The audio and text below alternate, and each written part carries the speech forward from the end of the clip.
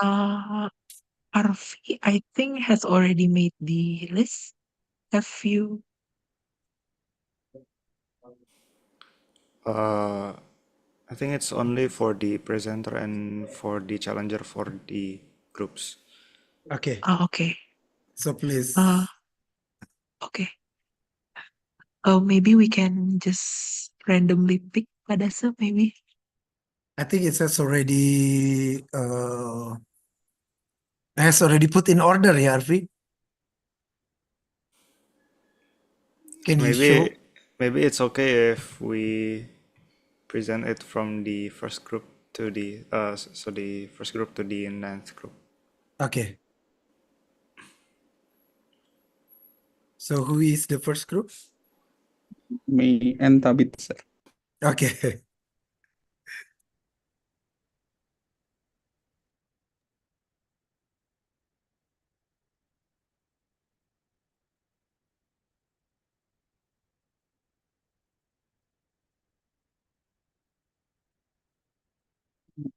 First of all, Assalamualaikum warahmatullahi wabarakatuh. Waalaikumsalam warahmatullahi wabarakatuh.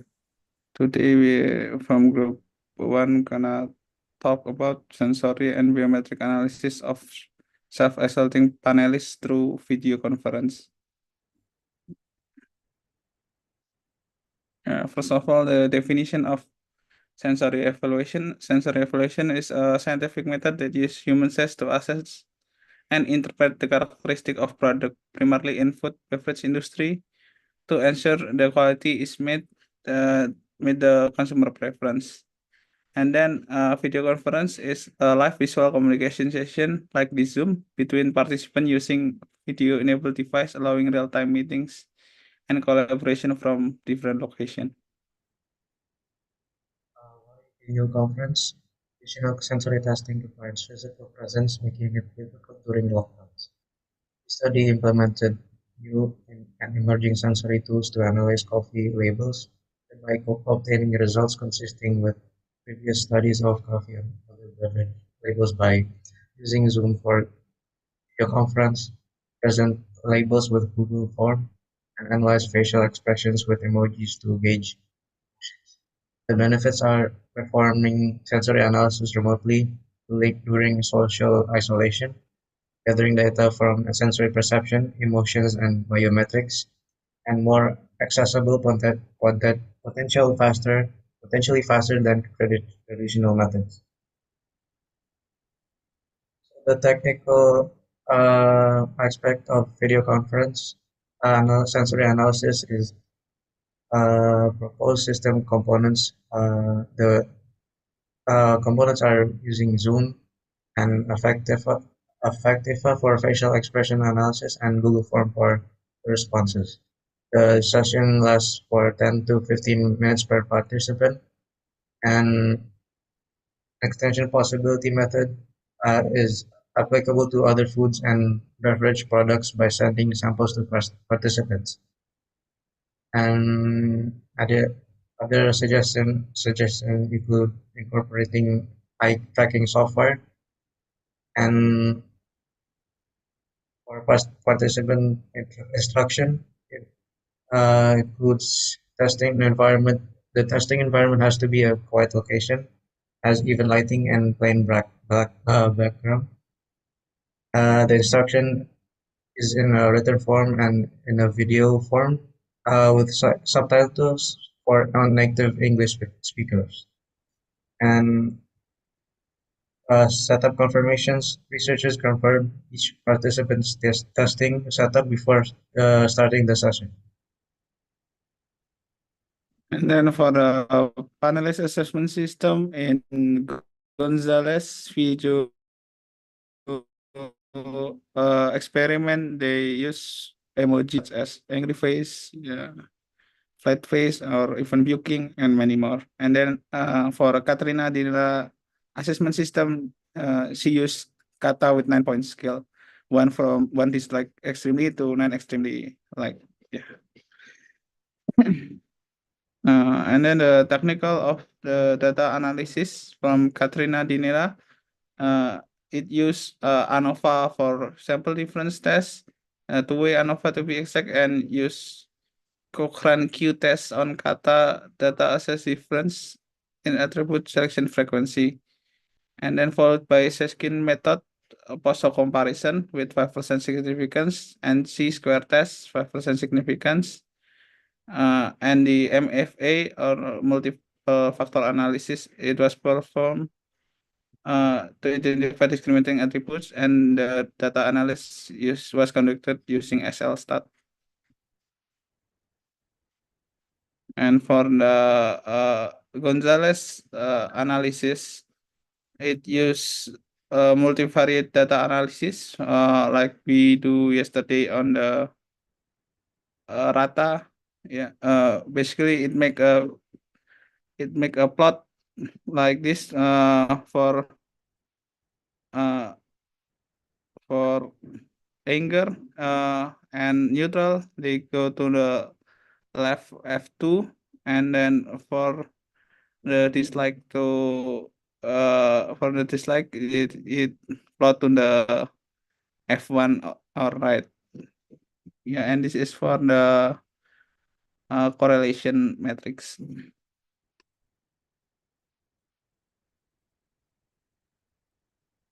So is sensory analysis through video conference effective? According to Gonzalez Viejo, the study successfully conducted virtual sensory sessions with individual participants. Data collection and analysis were completed within 3 weeks with a small team. The notable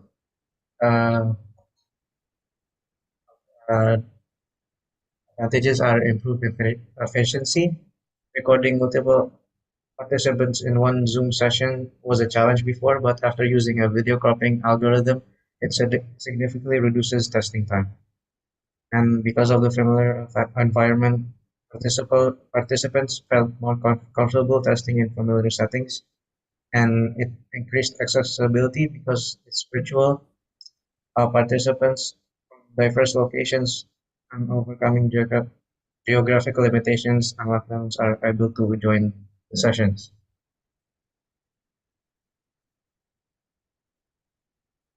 So moving on to the question session.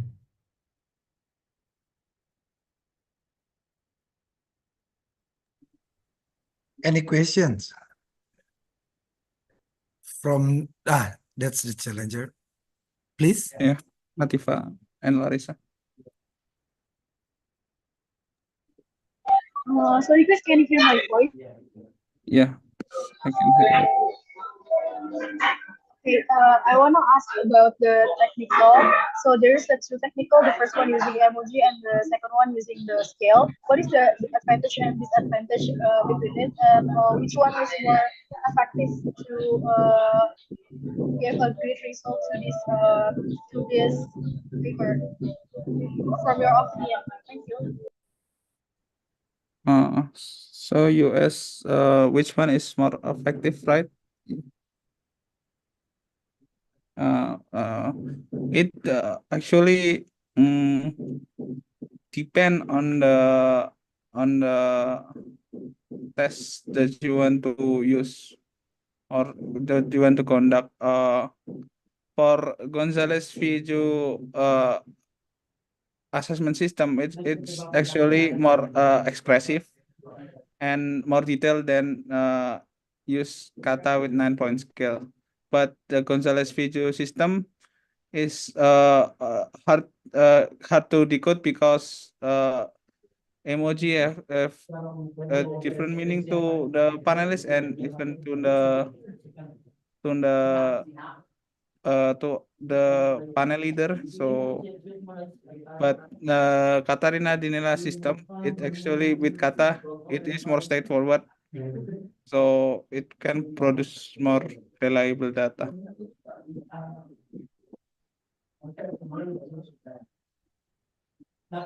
It is answering your question, Atifa. Yes, thank you, Auntie, for the. Next, Larissa. So I just want to ask, is there any possible error that might encounter during this experimental method? And if there is, how to prevent the error? The possible error during this experiment is because the panelist is at a different room or at their home, it may the sample is not controlled properly, and we cannot serve the sample at our panel leader desired temperature or environment. So yeah, it only can serve uh, surface level assessment, uh, not if the temperature is different, you cannot iron out the temperature. So to basically this experiment is invented because there was COVID, and yeah, it's just a way to do sensory tests in isolation, and yeah.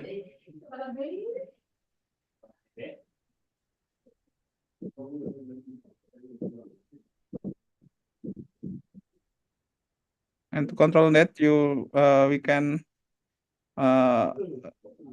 train the panelists to prepare the sample well, not exposing the sample information, so there's no bias. That's all for me. Okay, thank you. Thank you.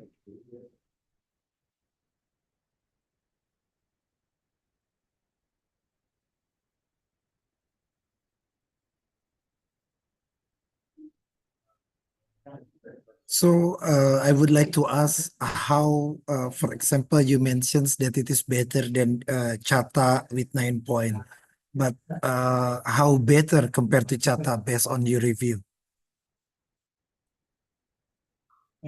Based on our review, the emoji system basically elevate the scale because yeah, maybe through and the emoji and before the face recognition system because it actually shows the panelist expression during the sensory test, not enabling a fine level of assessment, but it's kind of hard to decode because human may express emotion differently.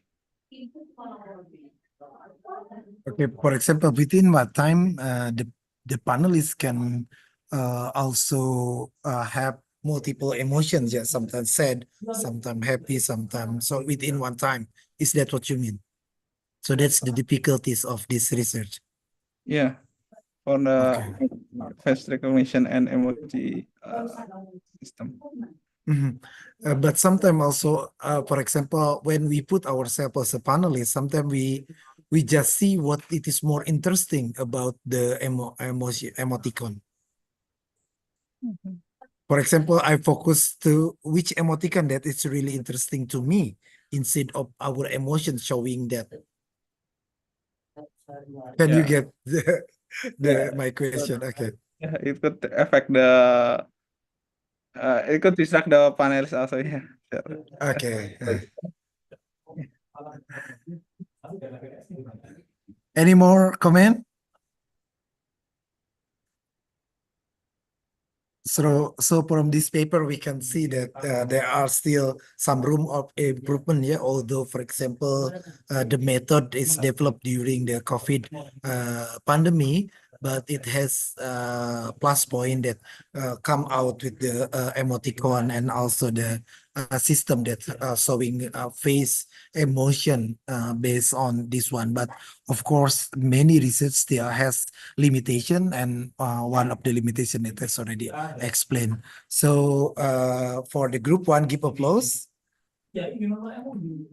Mana applause?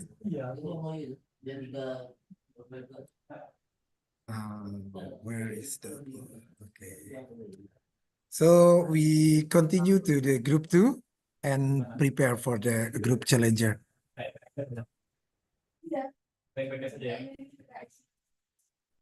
So it shows that you can do actually, yeah, the research based on simple research like this one, yeah, and publish in international journal. Prepare the presenter two. Saya coba cek ke Afi, who is the second presenter. The second presenter is Putih and Alika, and the challenger is from group 8.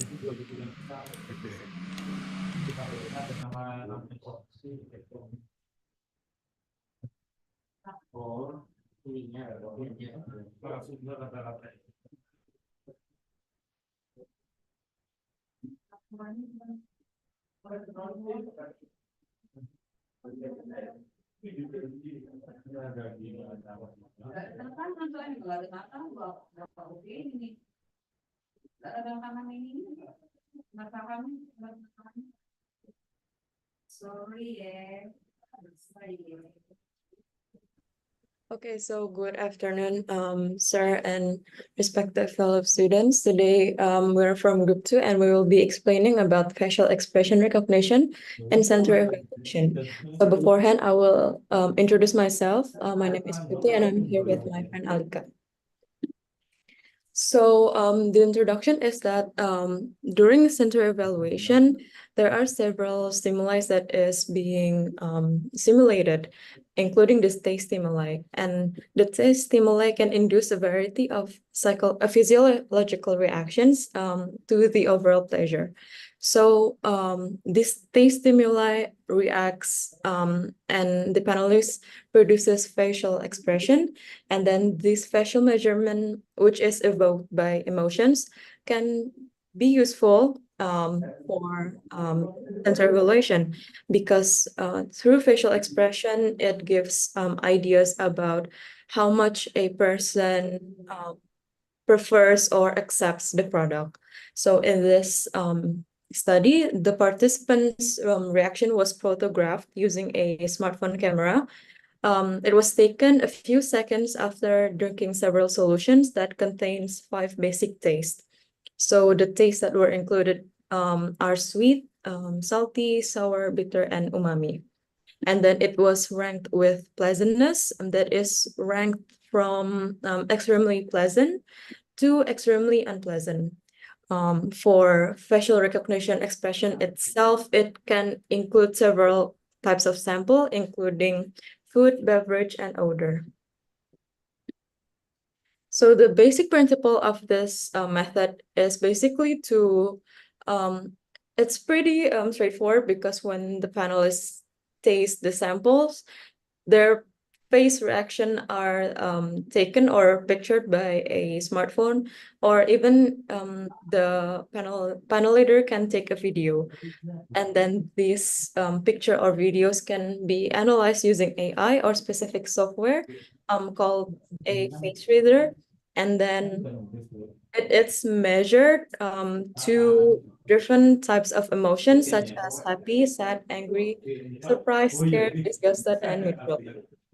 And then after the panelist reaction picture is taken, the panel leaders develop a formula for linear regression, and then they input the scores for the different tastes, and they compare the predicted hedonic value that is produced by the AI and the actual value produced by the panelist.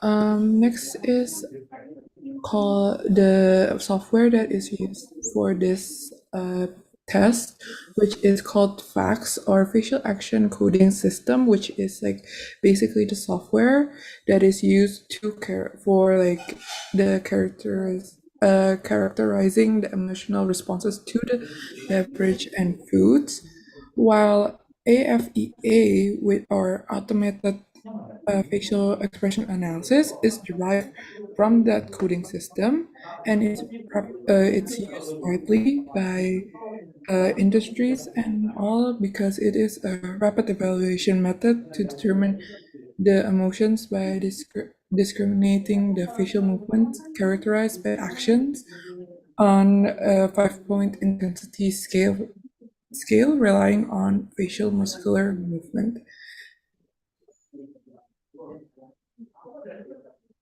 Now, for the case study we used is about 10 healthy female volunteers ages from 21 to 22 from Keio University to participate in an experiment to examine the utility of AI for the analysis of facial expressions and establish a formula to predict hedonic ratings.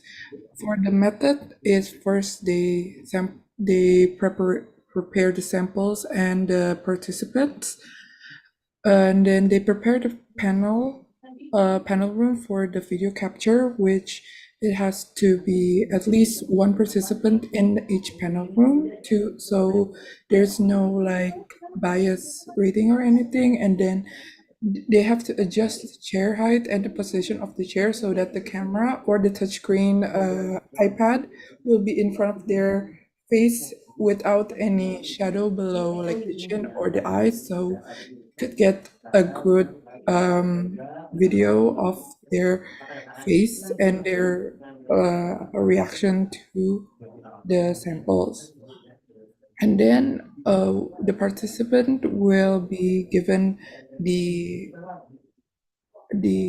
instructions on the process, which one of the main instruction is when they consume the beverage, they must first eat or drink the beverage and then quickly put back the sample cup on the table. So because after the cup is moved below the face, it will be counted as post-consumption, which is very important for the data analysis. And they have to remain seated and focused to the monitor, so the software could record their face and reactions. After that, which is the testing or individual participant process on the video capture, and then the automated facial expression data analysis.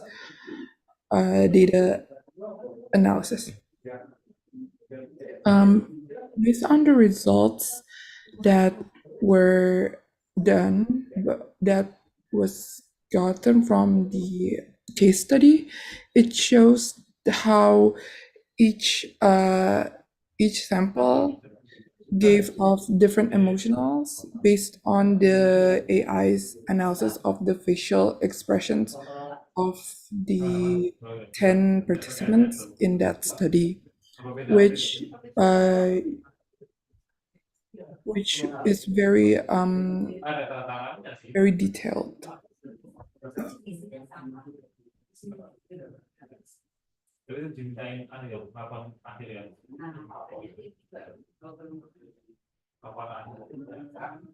So here are the advantage and disadvantage. For the advantage of using facial expression recognition is that the first thing, it's easy to monitor because it usually only requires a picture or video, and then it's also faster to conduct because yeah, it's just taking pictures and then the result is produced very fast since it using AI or softwares. And the data is also highly reliable. And then the disadvantage is that the limitation using the AFEA software, and then because it uses AI, it requires for the AI to learn first. So it first needs to gain some data from the previous experiments. And then there were also some disadvantage because in several software, there were no facial database that is available for a specific hedonic recognition. And then, so basically, to conclude all of that, facial expression recognition is a very unique and relatively new sensor method because it uses facial expressions to relate it to the level of pleasantness. So the facial expressions that were analyzed were happy, sad, angry, surprised, scared, disgusted, and neutral. And then these are analyzed and calculated requiring AI. So the application of this method in food industry itself can be used during product development because this method gives companies or developers an understanding on how the product is perceived by the customers. And that is all from our group. And thank you. We are open for questions.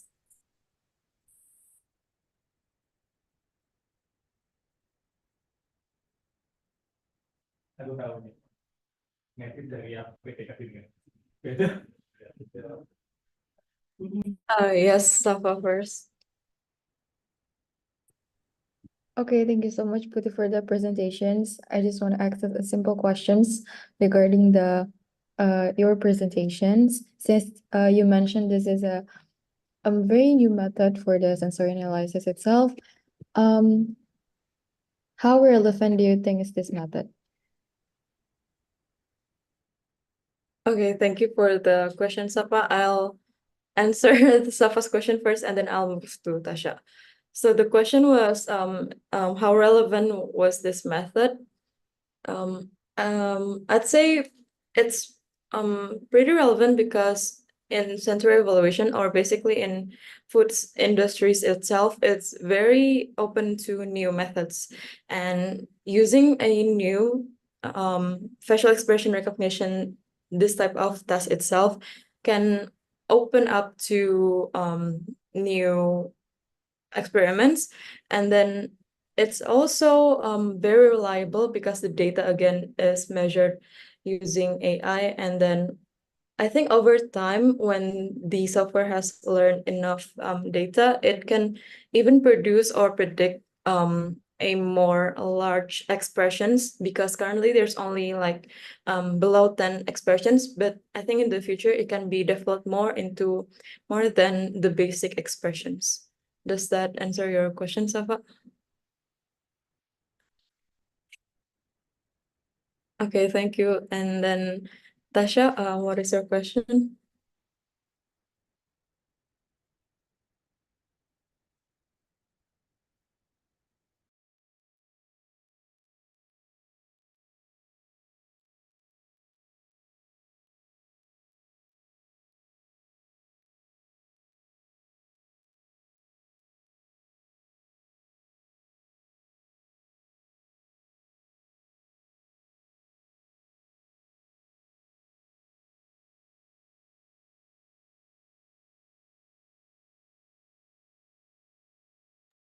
Any more comment?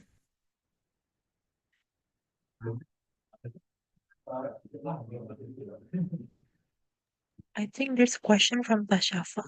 Others, but I think Tasha? it's still muted. Yeah. Okay.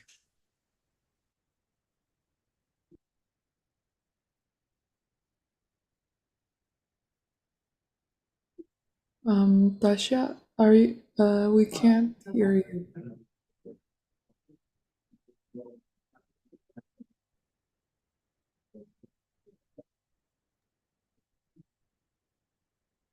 Asa, can you open the microphone? The microphone is. Maybe Tasha can type the question in the chat box.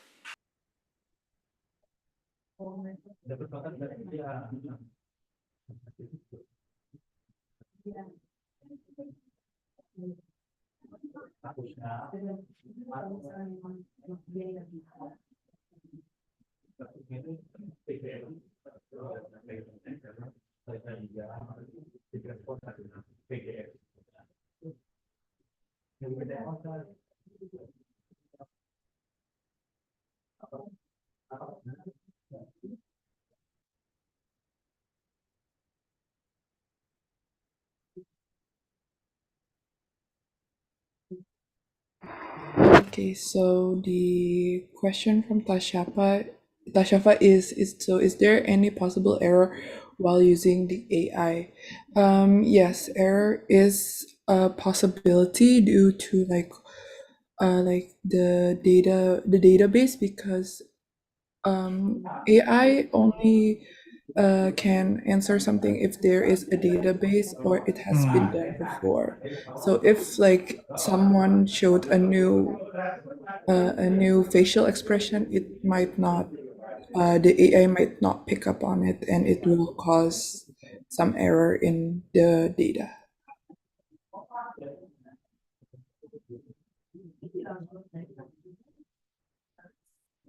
Is there any more questions?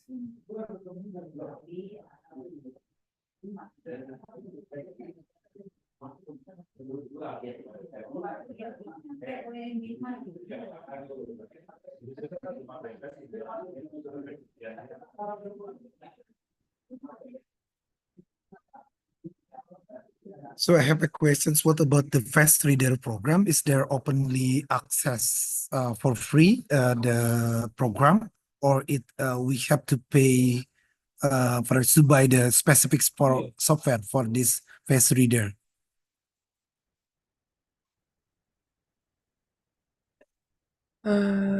From what I read, there is a lot of developing software for this for this test, which one is Face Reader PREMO FDEX. So there's a lot of new software for this in development, but also it's very expensive to maintain, and there's a lot of work into it. So there's not too much yet, but there is a lot already.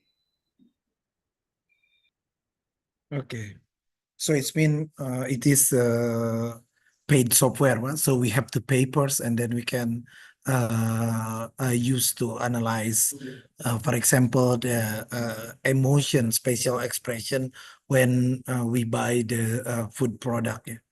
This is very interesting, but do you think Indonesian producers, like Indonesian company, have this kind of method, or it is too difficult to apply in Indonesia, this kind of the program? I think, in my opinion, that it is actually doable for Indonesians, because there is already like a lot of people already developed this in like other countries. So if they could like do it together, like knowledge, like send knowledge to each other, work together, there is a possibility for this technology to be in Indonesia.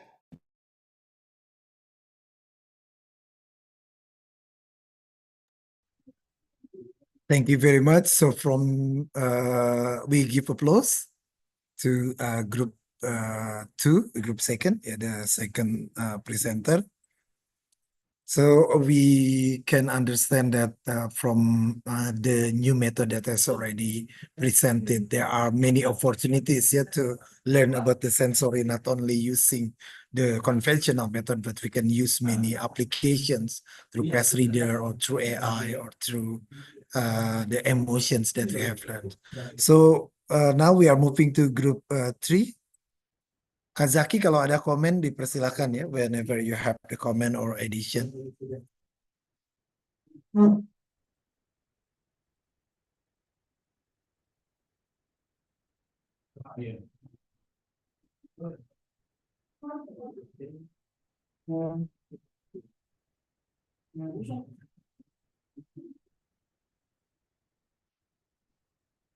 Group 3 with the challenger group 7.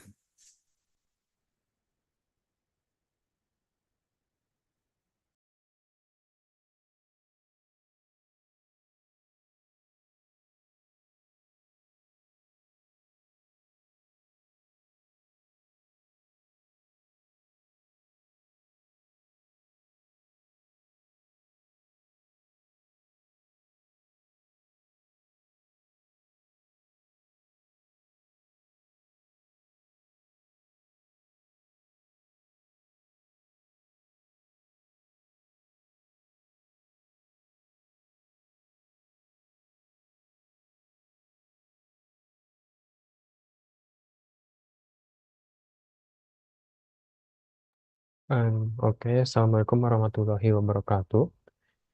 We are from Group T, which consists of me, Edzar, and Arfi, and we are gonna presenting about the use of fuzzy logic, which is one of the sensory evaluation methodology for sensory analysis. So first of all, sensory evaluation is basically unpredictable and full of imperfection. So food sensory qualities are assessed qualitatively rather than quantitatively. Therefore, human perception is ambiguous and language variable are more realistic than numerical ones. Generally, sensory evaluation data is obtained statistically analyzed. However, because of the variable imprecise, statistical and numerical analysis are inefficient for computational procedures, or simply conventional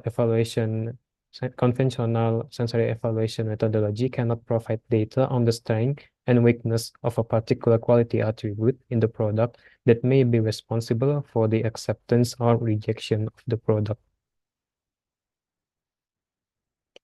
And therefore, fuzzy set theory were developed as an approach to assess the variable in the problem by using linguistic terms instead of numerical values, an advanced logical approach of computing based on the degrees of truth.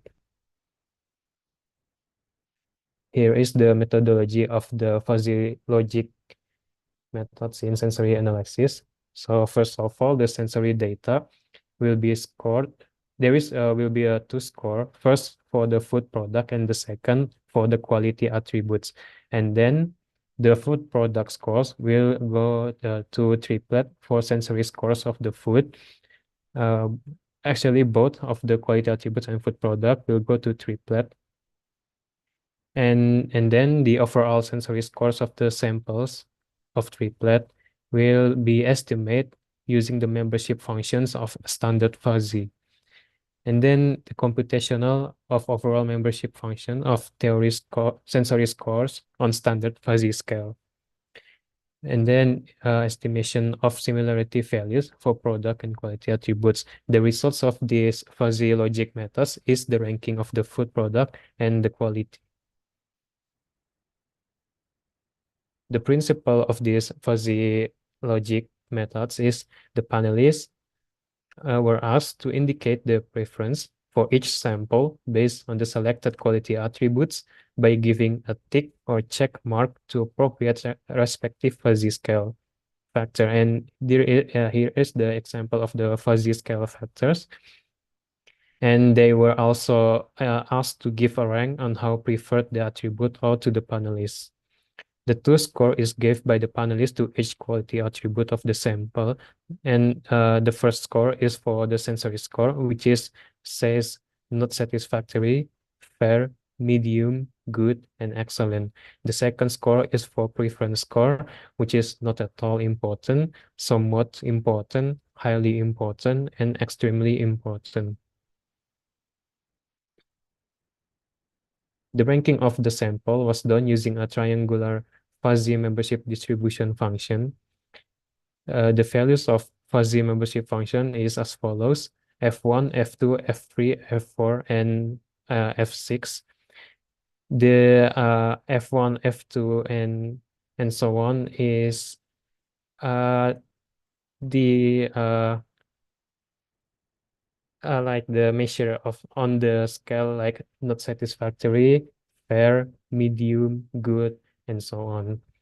And then all of the obtained data from the scale will be undergo the fuzzification, which is the process to obtain non-fuzzy crisp number of the fuzzy set, and essential to compare the food sample with scalar values.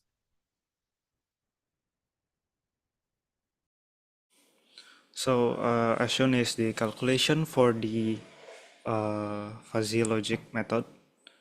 In the left side, we can see the table. The example is shown with 5 scale factors, which is as said by Edzer, it's like not satisfactory, fair, medium, good, and excellent. But it can be adjusted into like 2 scale, 3 scale, 4 scale, and 6 scale point. And the standard of fuzzy membership function, the F1 to F6 is the 6 scale factor.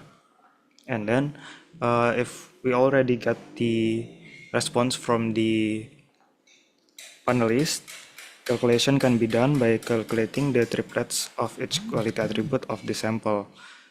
In example, if the panelists score the sample with 1 scale out of 5, so it is not satisfactory, so the triplets value will be 0, 0, 25, and it will be counted as this.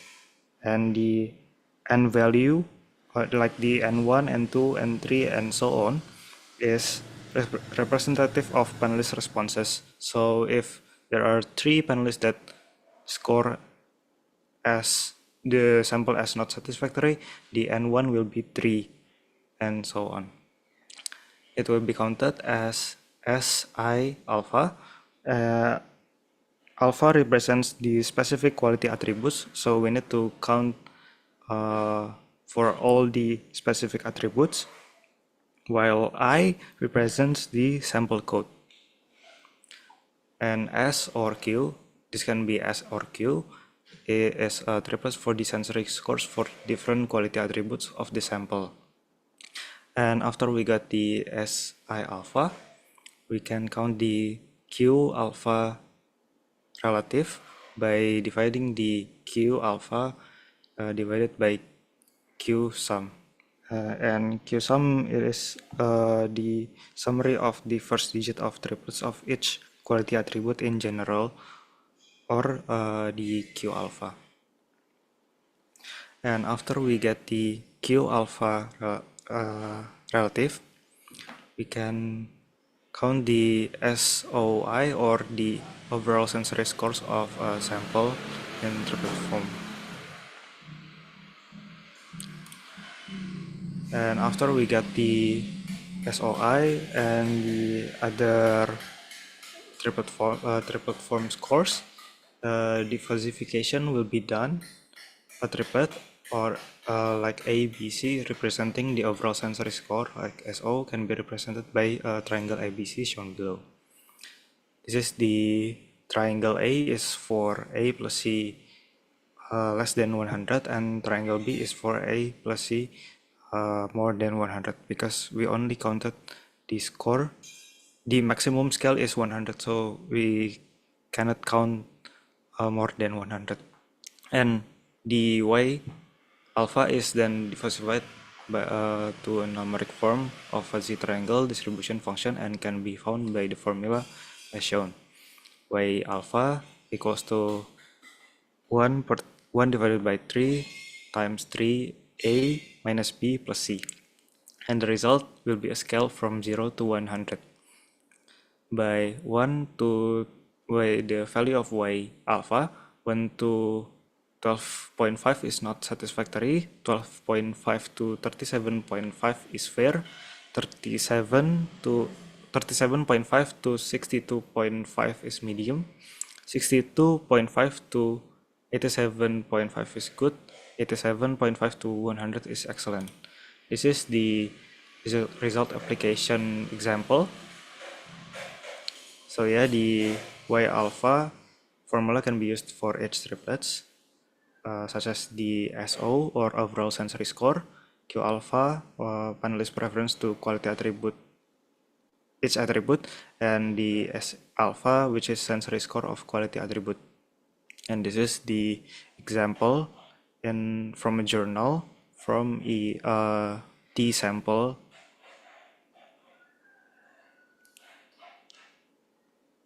So the interpretation, if we got after we got the Y alpha value is this. We can rank the attributes on how the sample is performing and the importance of the attributes in the sample. And we can also get the overall sensory score of the sample. The pros of this fuzzy logic method is it can mimic human natural linguistic in descripting the product, can be easily modified and updated as new data or insights become available, and it allows gradual transition between categories.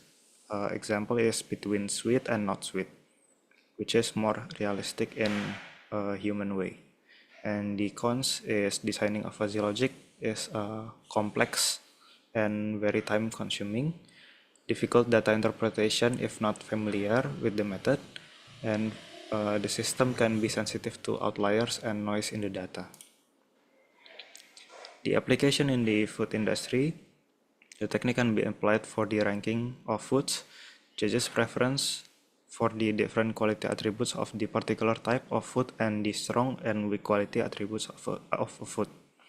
And it helps in deciding which samples are satisfactory or good among the different product samples present in the same category, or concludes which sample is the best sample. This is our reference used for this presentation. That's all from our presentation. Is there any question?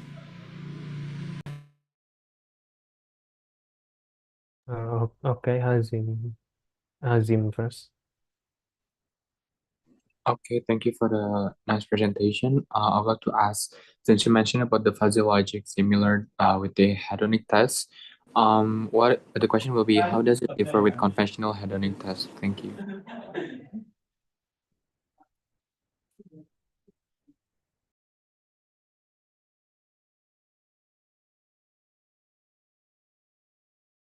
Okay, so how does it differ from the conventional hedonic test, since the result of this fuzzy logic is same as the ranking of each attribute?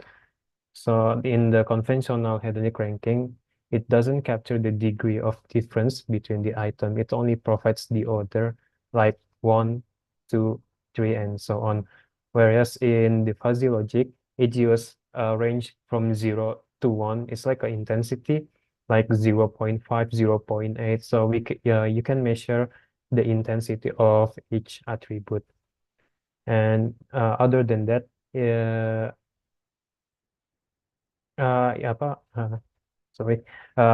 conventional hedonic rankings is typically based on a fixed scale, like I said before, 1 to 10, and each rank represents a specific position in the order of preference or intensity. Does that answering your question? Okay, thank you so much.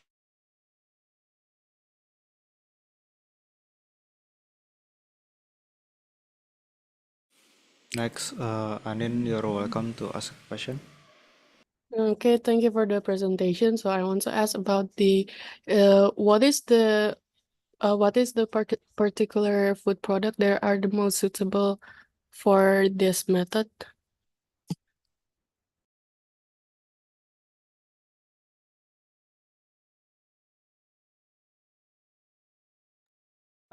Actually, it can be used in various food products like solid or liquid products, and it's also suitable if you want to, for example, assess the quality attributes of the particular type of the food product. Like, can you please go to the result slides?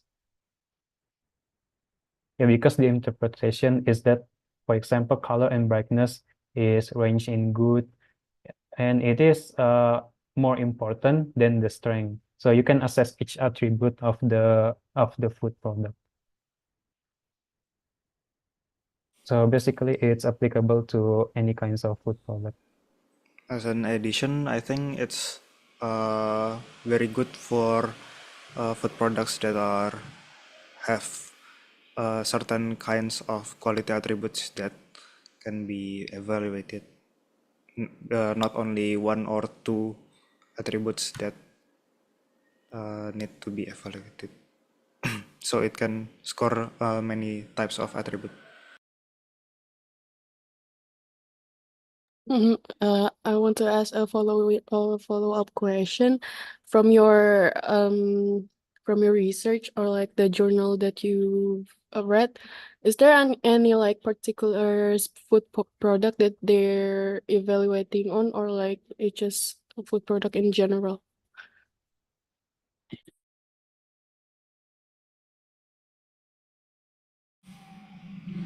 From our journal that we've read, I think this one, as the title said, it's evaluating the ready to eat snack, and for the top one is evaluating tea. So I think it's a broad choice of using this method. Okay, thank you for the answer.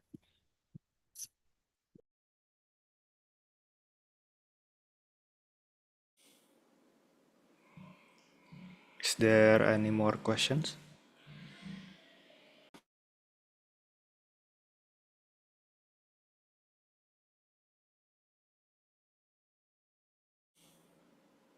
Okay, Kawasaki.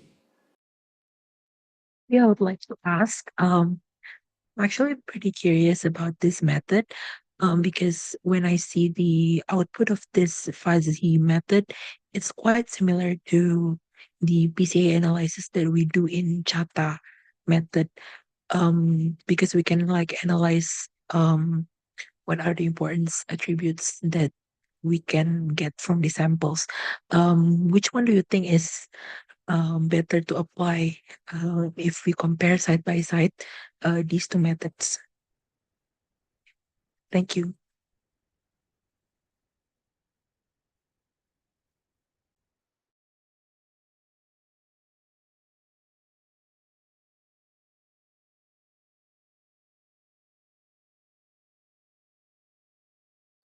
Is my sound clear? Yeah, it's clear. We're just Okay. thinking the. Okay.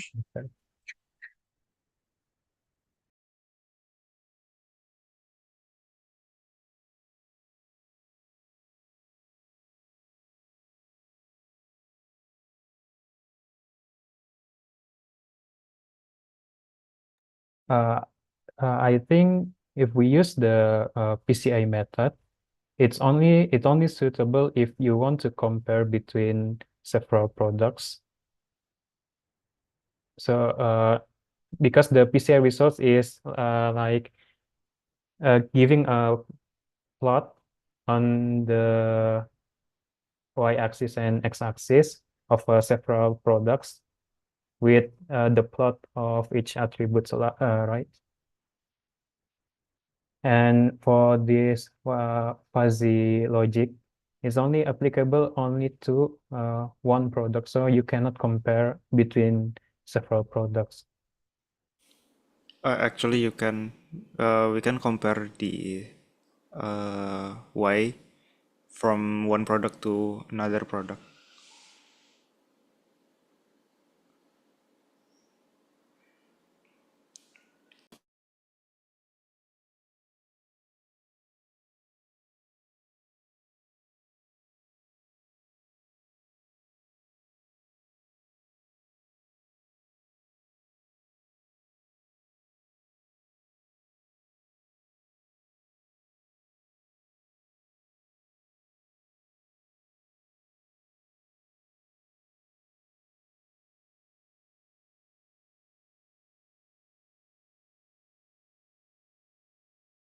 And when see the fuzzy logic, it is interesting, but a little bit complicated. So, but when you are interesting to make it like the program or something, I think fuzzy logic is also very understandable and easy to apply, yeah, when you can do the fuzzy logic program.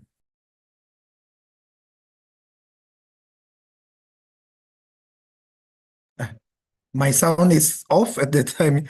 So it is very interesting and to see the fuzzy logic, yeah, you can see that are quite many like derivative from fuzzy logic, but using the sensory is not that easy also for fuzzy logic, yeah? So you can understand that the sensory is not only for sensory using the 5 sense, but also the program as well, yeah? The fuzzy logic can be applied for the sensory. Any other comment?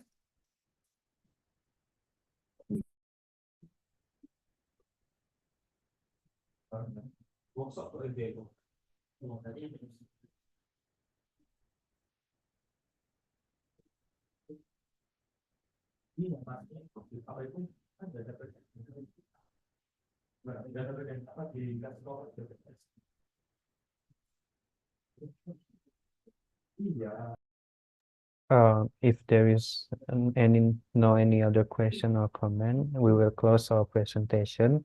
Thank you for your attention. Assalamualaikum warahmatullahi wabarakatuh. Waalaikumsalam warahmatullahi wabarakatuh. Give applause to the presenter. Now we are moving to the fourth group. Yeah, please, the fourth group.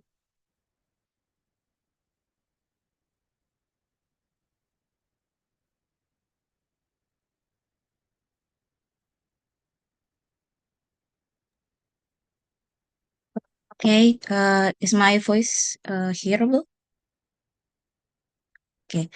Good afternoon, sir. Good afternoon also to our two Kakak and also our dearest friends. We are from Group 4, and today we'll be presenting our journal review about the usage of artificial senses in sensory evaluation. I am Ayu, and I'm together with Carol.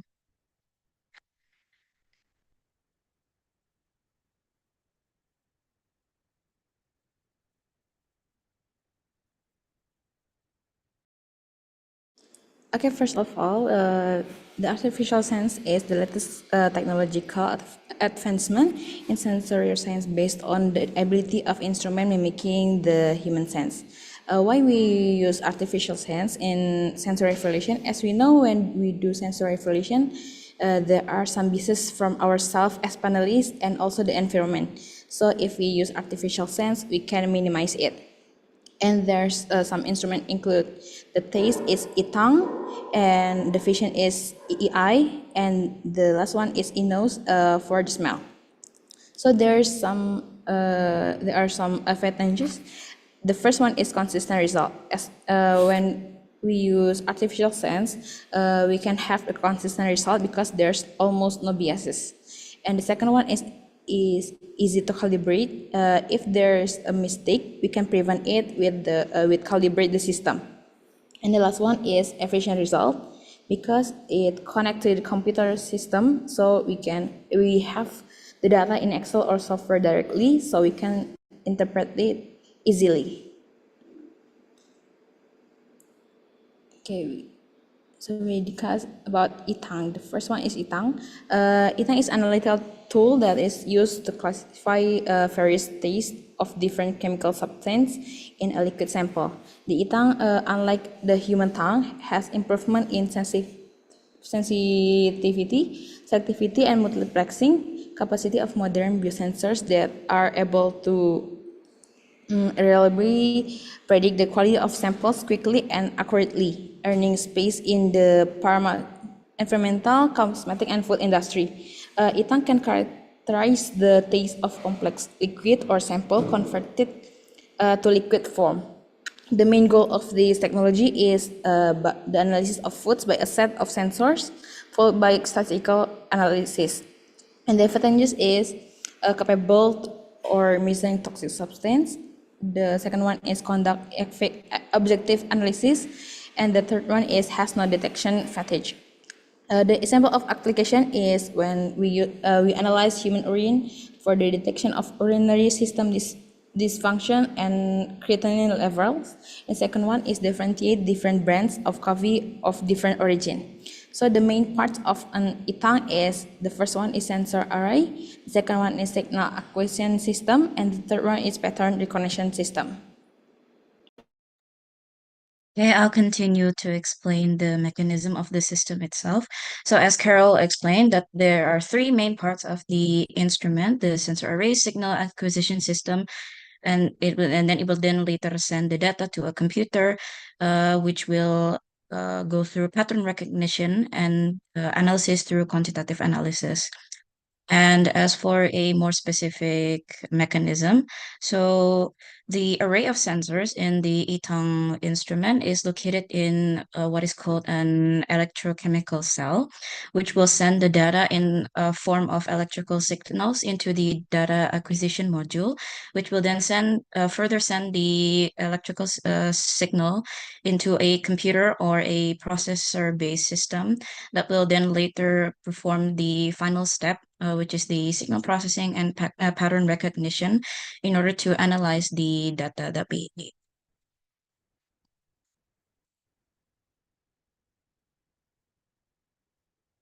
The second one is INOS, an analytical tool designed to detect and distinguish between complex odors of aromatic components of a food sample.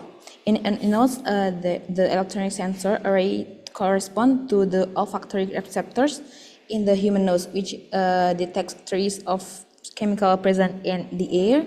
The volatile molecules are detected by the receptors in the nose, and signal is sent to the olfactory bulb, which processes to gather into the stimulus for recognition in the brain.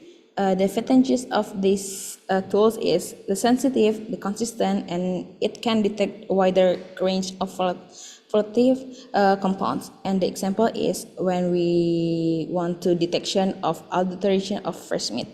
And the main part of an INOS is gas sensor arrays, reaction chamber, valves, air pumps, control devices, and data acquisition DAQ devices. So for this eNose, or the electric nose instrument, the mechanism is that the sample of the food will be kept in a chamber for at least 1 hour until the volatile components are released. And the vapor of the said food sample will then be pumped into the reaction chamber, where they will have contact with the sensor arrays inside the reaction chamber, and the signals that are produced from this contact will then be sent to the signal amplifier for conditioning before sent to the data acquisition device, where the signal will then be processed and using algorithms of pattern recognition.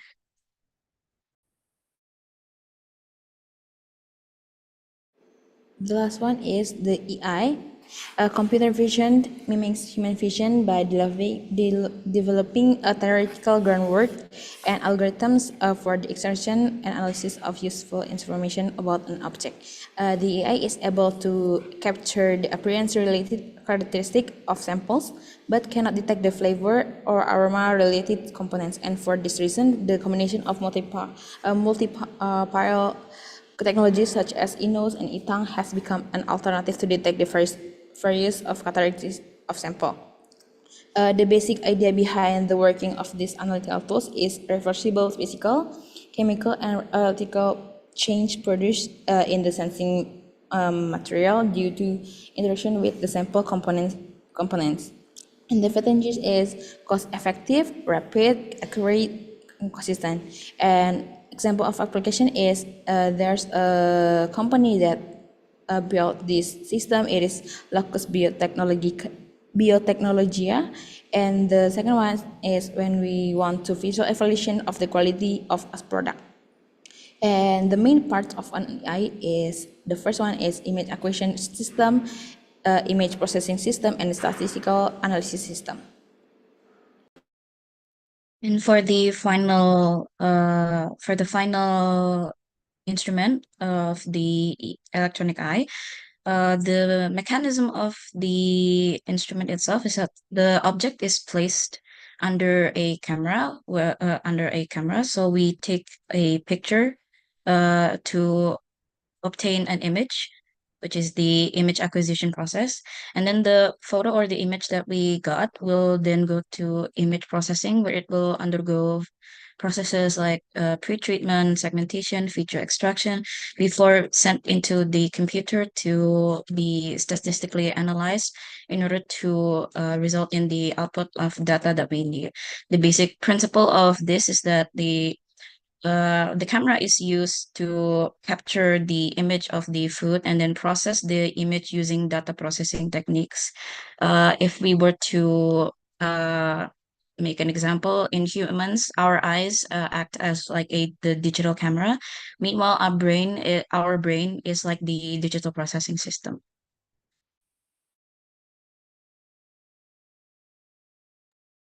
So finally, the conclusion that we can draw from this journal review is that artificial senses are introduced into sensory evaluation because simply relying on human senses for sensory evaluation has its limitations, such as the chances of human error and the external influences.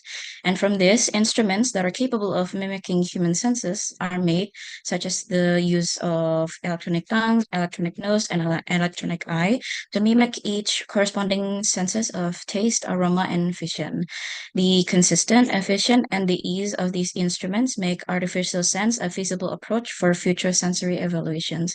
However, it has to be noted that this method isn't exactly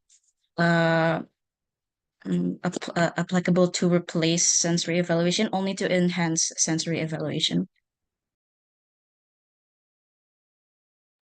These are our references, and that concludes our presentation. Are there any questions?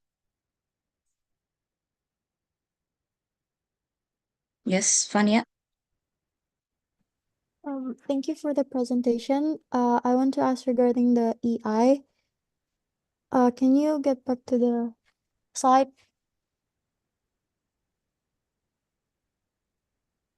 You have stated the advantage, but not the disadvantage. So I want to ask regarding the disadvantage of the EI.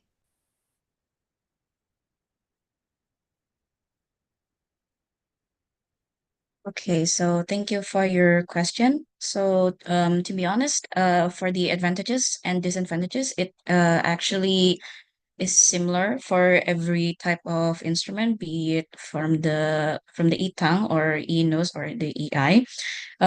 Usually, the main problem is that because these are uh, technological instruments, artificial senses can't fully replicate the complex interactions that occur in human sensory taste buds and olfactory systems and so on. So that's why I said beforehand that this method itself is applicable for enhancing sensory evaluation, and especially in situations where we cannot use humans as a panelist for doing the evaluation, because one of the example applications that Carol mentioned before is that there is a use that we found that there is a use of e-tongue to analyze human urine, and there is no way that humans would want to do sensory evaluation on urine. So the usage of these is just to, I guess, to uh, substitute humans to be able to conduct sensory evaluation, but it is not to replace it. Does that answer your question, Fania? Yes, thank you. Are there any other questions? Maybe from Najma as the other member.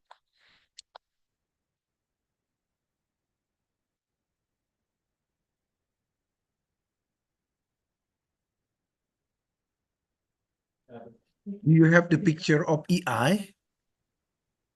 or from Google or from, so we can understand how it is work. Although it has already mentioned here.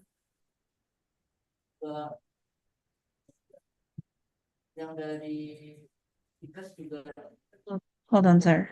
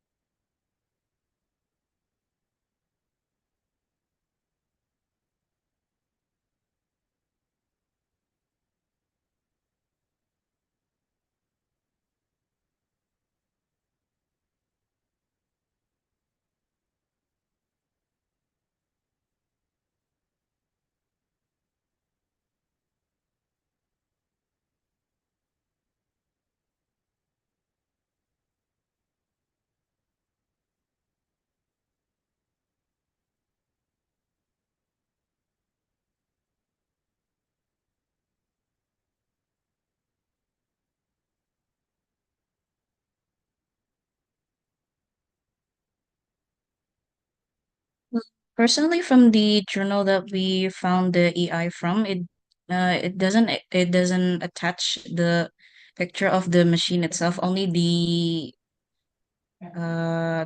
flowchart of how the instrument works. So I'm not sure. I'm trying to look. On Google also difficult to find an AI.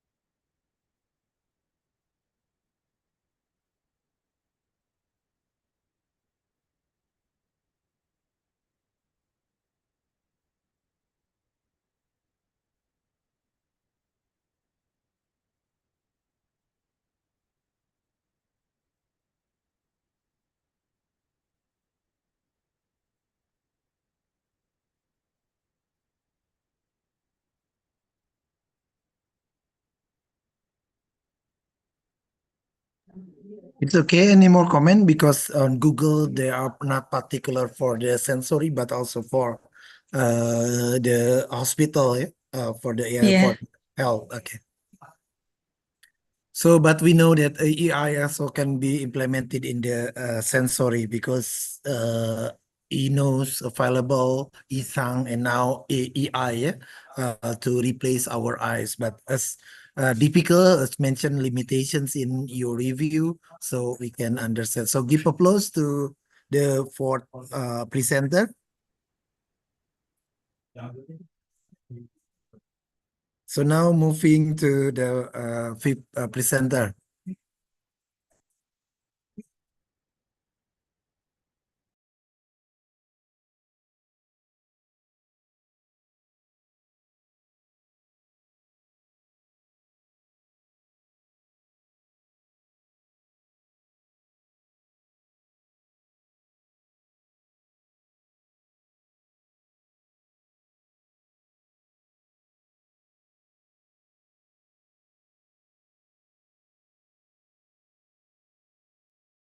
Is it visible?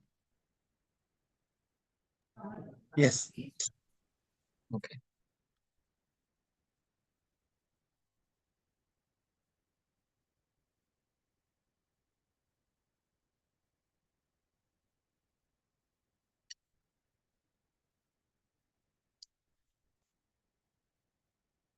Assalamualaikum warahmatullahi wabarakatuh. We are from Group 5. Today we are going to present about infrared spectroscopy coupled with chemotherapy as complement to the sensory analysis. Our group consists of myself, Raka, and Raihan. So for the introduction, the instrument that we use for this experiment is ATR FTIR spectroscopy, and for this example, for this analysis, we use an example of roasting coffee beans.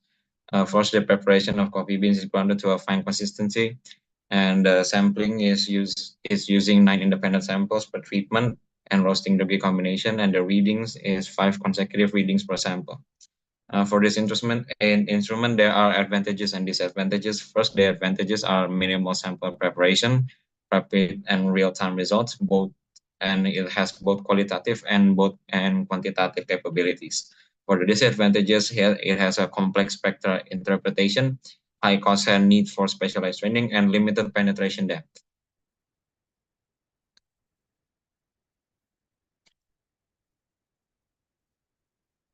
So for the example that we use for this experiment is post-harvest treatment and process of coffee.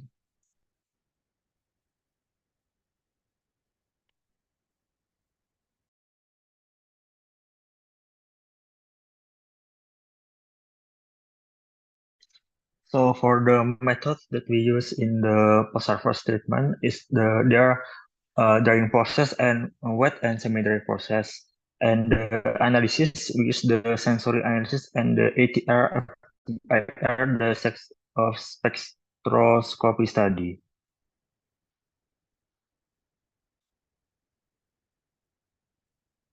And for the sensory analysis, the example we use the four coffee cups following the ACI protocol, and the evaluation is parameters rated from a scale of 6 to 9, and the sum of the value and the total score is the sum of value of for each coffee.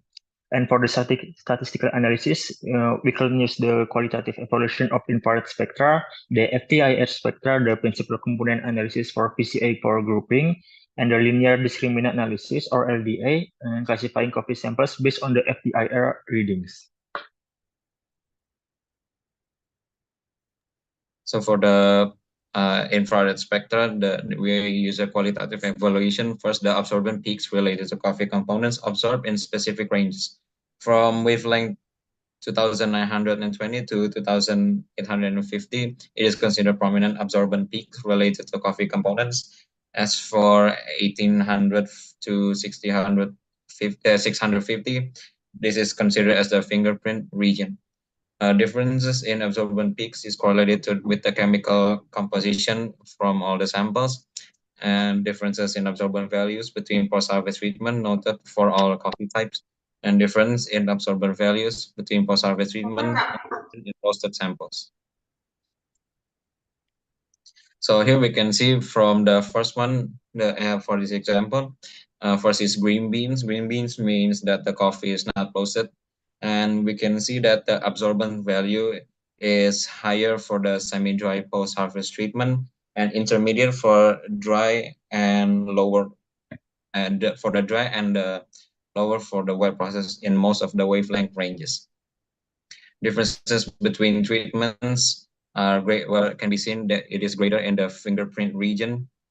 The higher absorbance in the semi-dry treatment could be related to the mucilage, which is conserved during the fermentation and the drying.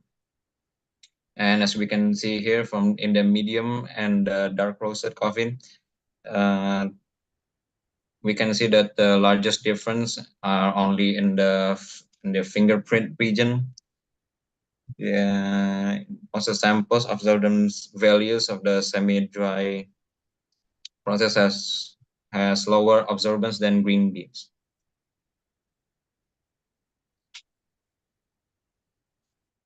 So for the exploratory and analysis of infrared spectra by PCA, the PCA showed significant discrimination among the post-harvest process for the green beans and the roasted samples, and the roasted sample exhibit better discrimination than green beans.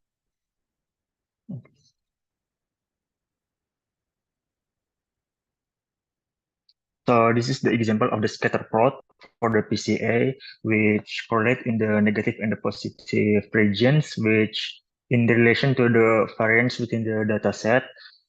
As you can see, the dark roast coffee sample exhibit better discrimination for each treatment, with the dry processing sample were grouped in the positive value, and the wet processing sample were mainly in the negative value. So the way to read the plot is how to look how well the cluster are separated for each category. The more the cluster are separated, the more good the discriminatory.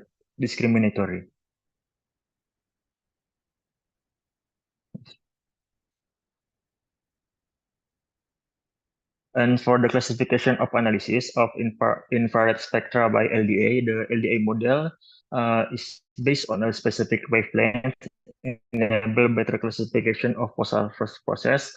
The cross-classification model demonstrated high prediction percentage for all coffee types or sample types, and the ATR-FTIR combined with the chemothermics offers quick and specific classification of samples according to the post-harvest methods.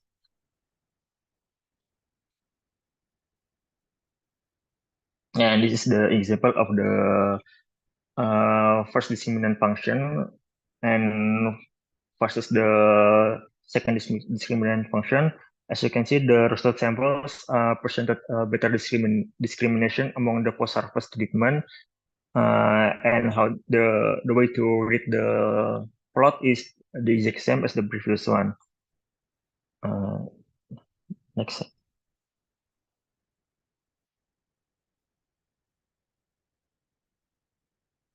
And this is the result of the cross-classification model.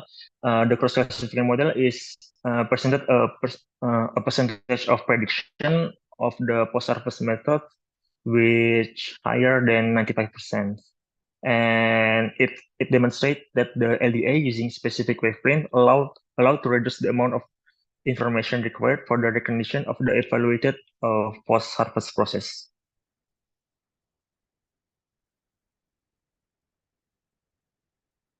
So in conclusion, the ATR-FTIR proved to be valuable complementary methodology, providing additional insight into the chemical composition and discriminating samples based on post-harvest process. So that is all from our presentation. Thank you for listening. Are there any questions?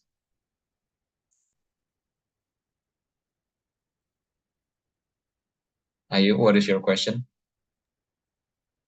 Could you, first of all, thank you for your presentation. Could you go back to the slide with the analysis, with the sensory and statistical analysis?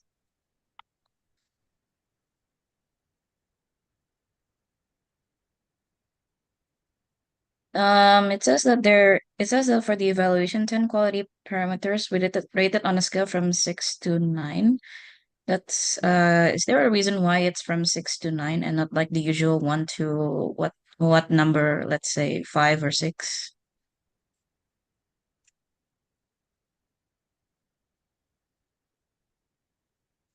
Ayu, thank you for your question. We would like to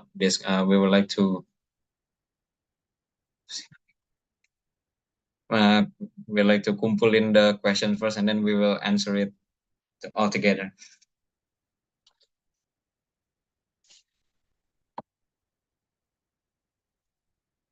Are there any other questions?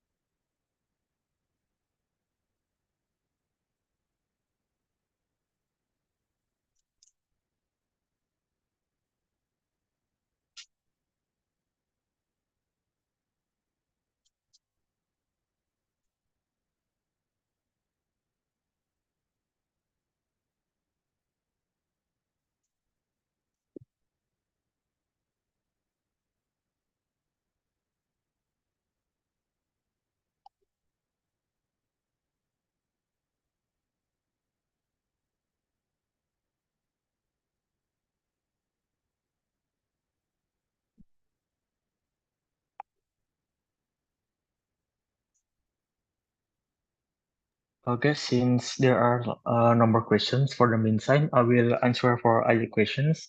So the use of scale from 6 to 9 in the evaluation can be based on several reasons, such as the standardizations. So the use of specific range might be for a standard practice in the field, or for particular type of evaluation, such as the infrared ones. And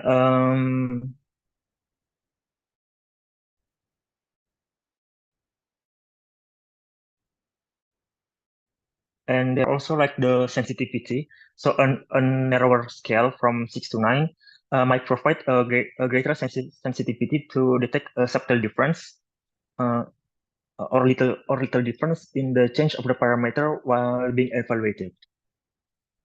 Does that answer your questions, Ayu? Yes, thank you.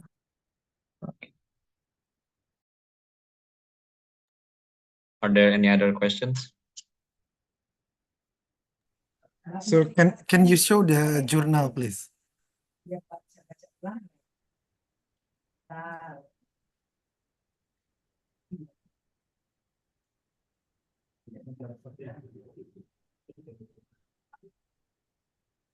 Okay.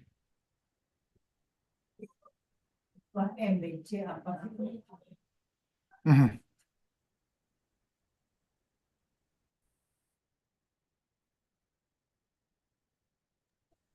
Any other comment? So this is the combinations between sensory evaluations and also the FTE area. So because as you know, Fourier transform infrared spectrophotometry, when combined with the method of sensory, it has to be using this one linear, what it is called, discriminant analysis. So we know through the combination of chemometric, we can understand which one responsible for certain component. So give applause to group 5.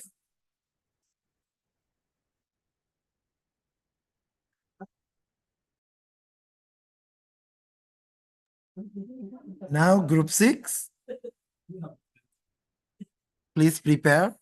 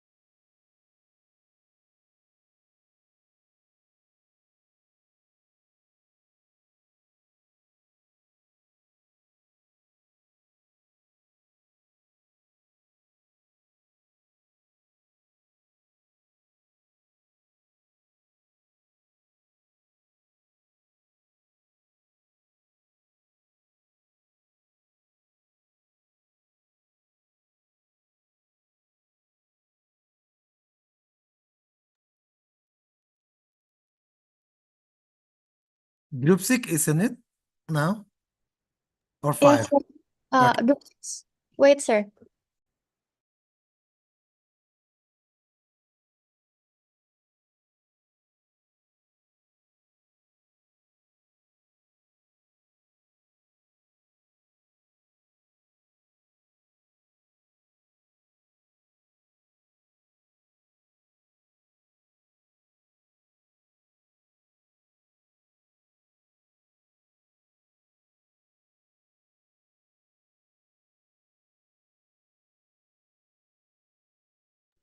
Can you guys see my screen? Yes. Yes. Okay. Good afternoon, friends and our respective lecturer. So today, we are going to present about ENOS technology and sensory science experiments. So the member is me and Ainon.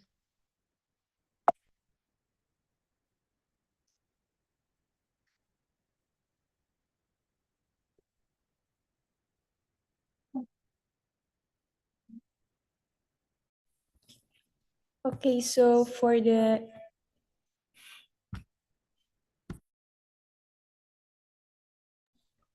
Okay, so as we know in the food industry 4.0 has in food industry 4.0 era has been characterized by new challenges and opportunities.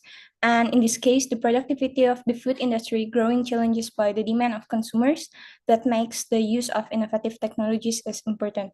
So one of the current innovation is the electronic nose or odor sensor, which is inspired by the sense of smell. And what is InNose? So InNose is a tool to detect and distinguish between the complex odors of aroma components of food samples. And it consists of a wide variety of heterogeneous gas sensors and a pattern recognition system. And for the objective of this topic is to identify the latest development in InNose technology and also to explore its application in food industry. And the last one is to highlight the challenges that need to be addressed. And for the application in food industry, InNose is usually used to detect the quality, freshness, and also the acidity of the food, and also to detect contamination. And the last one is to monitor the fermentation process. Next. So next is our problem statement. The first one is, what are the key advantages of adopting InNose technology over traditional human sensory panels in the terms of precision, reproducibility, and efficiency? The second one is, what are the primary challenges of InNose technology in the terms of sensitivity, specificity, and also the practicality in wide range of sensory applications? And the last one is, how does InNose technology's performance and dependability compared to human sensor panels in the real world sensory science experiment? So this is the comparison of the human nose and the InNose. You guys can see the human nose starts from the olfactory receptors, continuing to the bulbs and the brain, and then output. And for the InNose, it uses a sensor and response, and then the data analysis and the output. So how does it work?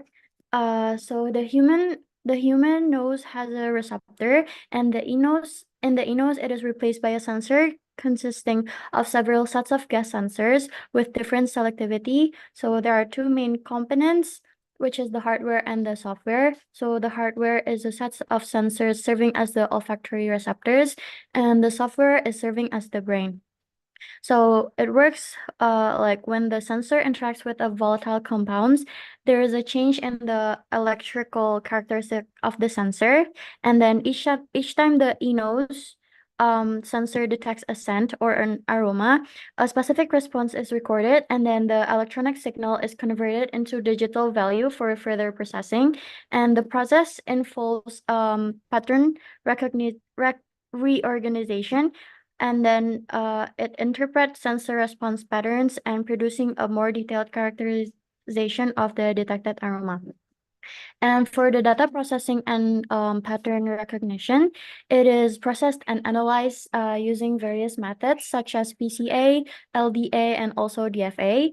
And the InNose also utilize the artificial neural network, or it is trained to recognize patterns, and also it enables the InNose to perform tasks such as scent recognition and also sample classification and detection of the deviation from expected response pattern. It also utilizes the decision support system to support the decision. It provides relevant information and recommendation based on the InNose data analysis. So this data can be utilized for the quality control, medical diagnosis, and hazardous material detection.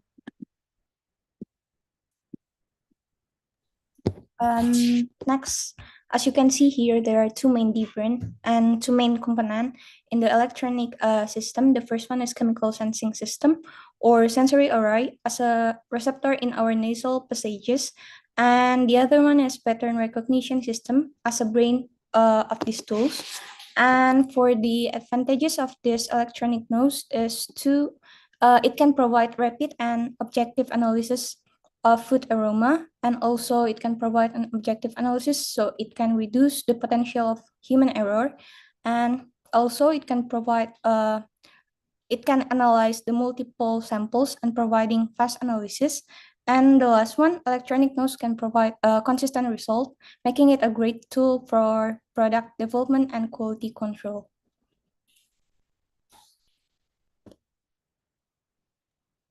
So next is the challenges of ENOS in food science. The first one is technical limitation. The key challenges includes developing more sensitive and selective sensors, also improving the sensor and reliability and stability. The second one is rules and regulations. So the development of new technologies often faces regulatory challenges. So it is crucial for us to create a clear framework meeting security and privacy and also ethical standards and complying with legal recruitment requirements.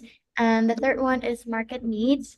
The demand for more efficient and reliable, also innovative solution is driving the development of new technologies. And the last one is public acceptance, which is the key factor of a new technology, especially if it is intended for general public. So misunderstanding or privacy concerns, mistrust, or fear of change can hinder the technology adoption. Therefore, it is important for us to communicate well and provide proper understanding and build the public trust. And this is the last one. It is the ENOS utilization in the food industry. So the first one, it is used to in the determination of sensory qualities of food products.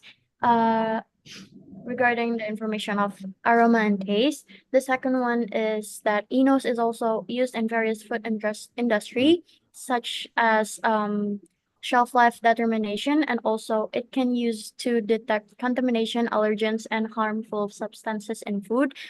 And it is used in several food industries, such as meat industries, oil industries, alcohol industries, tea industries, and other industries.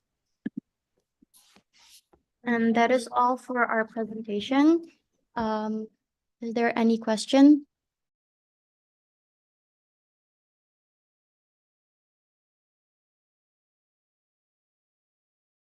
Okay, Edzar, you may ask your question.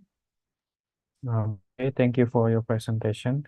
I would like to ask, is there any possible bias in this ENOS method? Okay, we would like to compile the questions first. Arfi? Okay, so you mentioned, thank you for the presentation. It was good. You mentioned that ENOS basically detects the quality, freshness, acidity, also contamination and the fermentation of the foods. So what does it actually differs with food analysis that is done in the lab? Thank you. Okay, thank you, Arfi, for the question. We would like to discuss for a minute.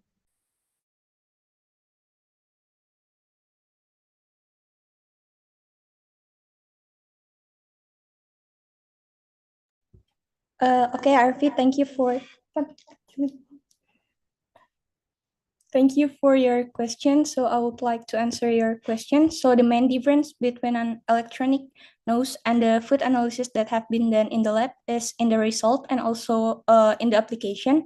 As I mentioned before, for the in-nose, it can provide rapid and real-time result. And for the lab food analysis, it usually use human olfaction. So the process is relatively slow.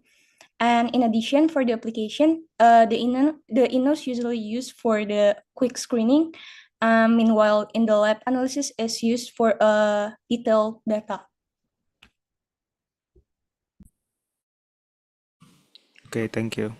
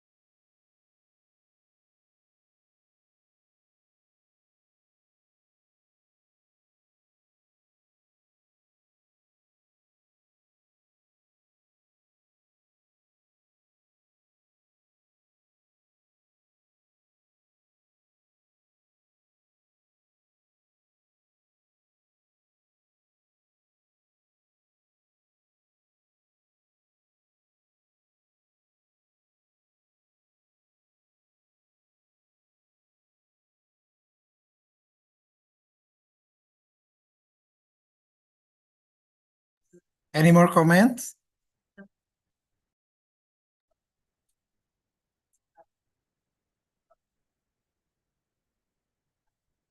So we have actually both the INOs, yeah, but waiting for the procurement. Later will come our INOs to our laboratory.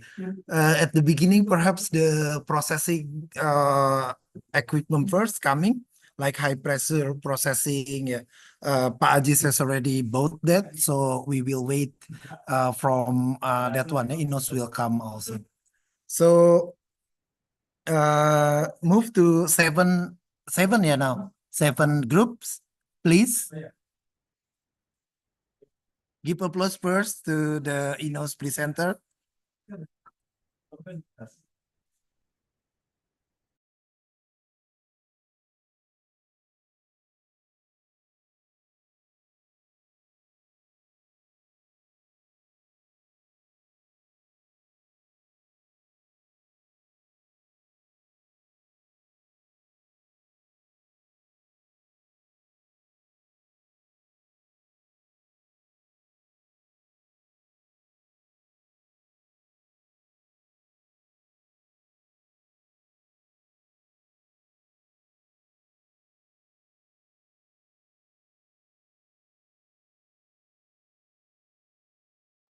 Is it visible, the screen?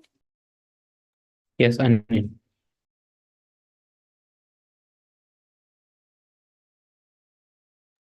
Okay, so Assalamualaikum warahmatullahi wabarakatuh. First of all, thank you for this opportunity so that we can present our journal review on this afternoon. So we're from group 7, which consists of me and Hazim, and today we're going to present about the robotics and computer vision techniques combined with non-invasive consumer biometrics to assess the quality traits from beer foamability using machine learning potential for artificial intelligence application.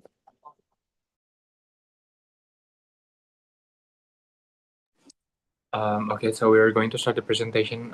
So the first thing first is about the objectives. So the objective is the number 1 is assess consumer acceptability and perceived quality of beer from visual appearance, pouring, and also foaming dynamics. And the second one is develop a machine learning model to predict liking using biometric responses and objective parameters. So there are several visual descriptors regarding the key quality traits for consumers, creating the first impression of a food or beverage, emphasizing the beer itself. So the first one is the foamability, foam stability, and also clarity, and other sensory attributes including affected by foam, flavor, taste, aroma, and mouthfeel. And factors affecting beer foam, fermentation type, top, bottom, and spontaneous, and raw material and chemical, carbonation type, natural, artificial, and packaging. Next one, please.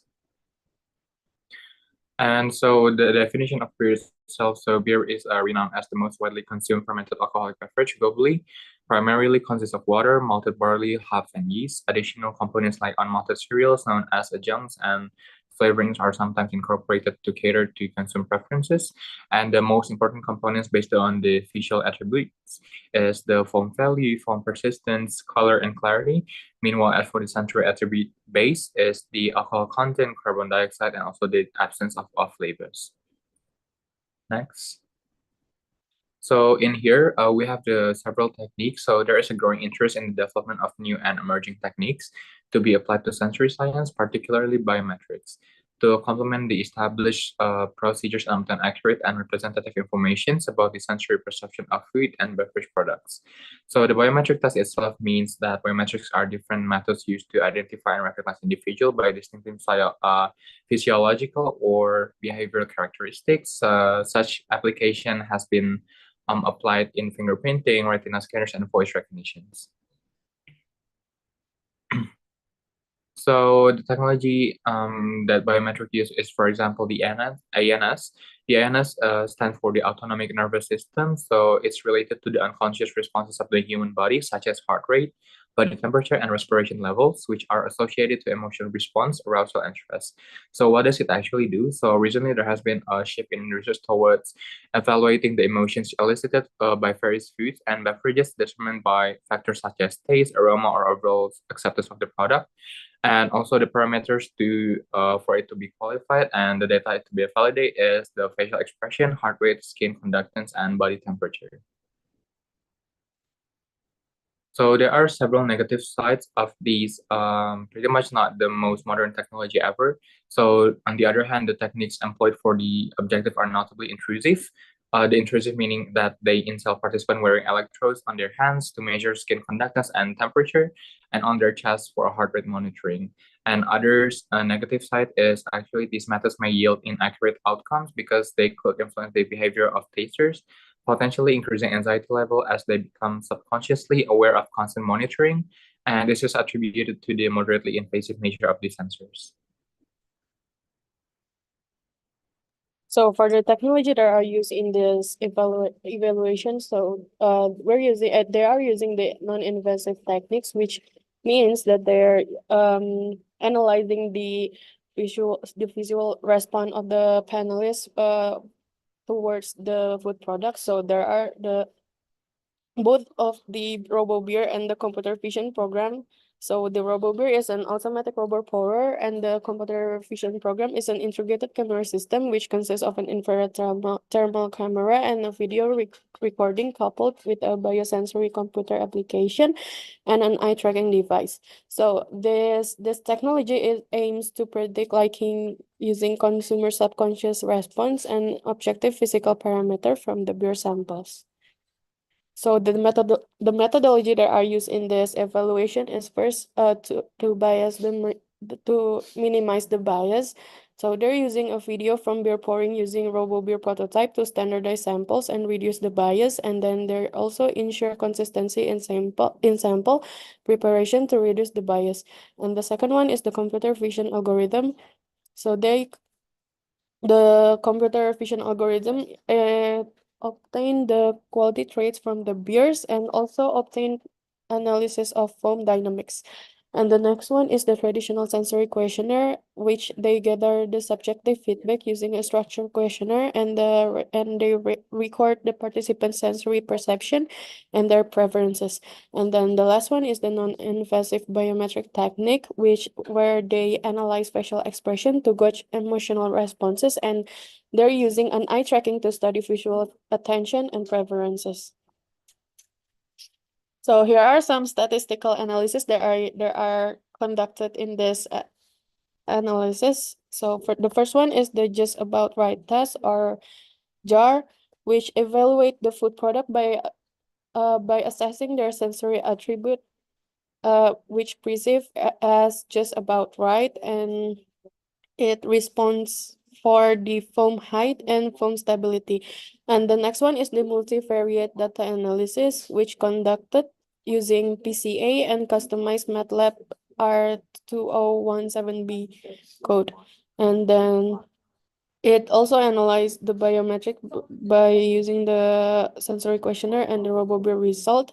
And it also developed a correlation metric to assess the significant correlation between the biometric, and it also self-reported responses and physical parameter, which about the physical parameter of foam and the color. And then the last one is the machine learning modeling, which identify the pattern in the data, and such as the intensity of the flavor, texture, and aroma, and they also predict how consumer will perceive those attributes. And then this statistical analysis method is actually effective in improving the accuracy and the efficiency of the sensory evaluation.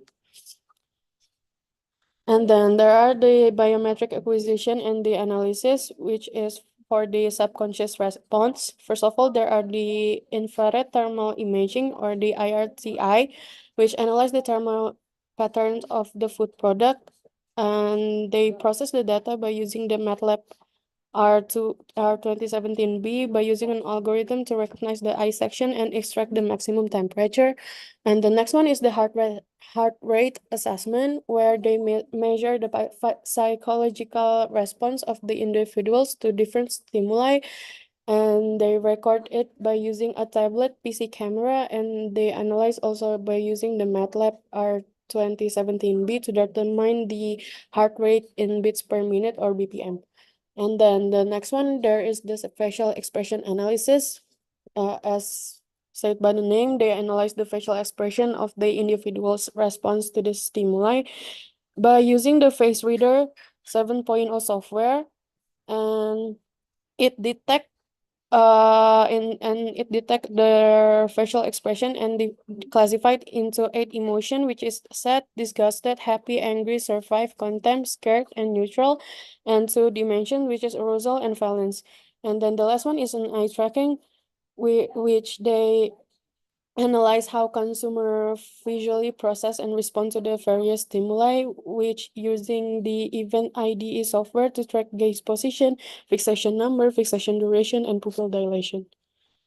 So in conclusion, the consumer prefer beers with top fermentation and medium foam stability, rating them higher, while penalizing bottom fermentation beers with less foam. Integrating biometric techniques and RoboBeer measurement can simplify beer assessment, allowing for quicker evaluation of visual descriptors and accommodating larger participant numbers. The study also highlight the potential of AI, robotics, computer vision, and machine learning for fast screening of carbonated brews. Here are some of our references. Is there any question?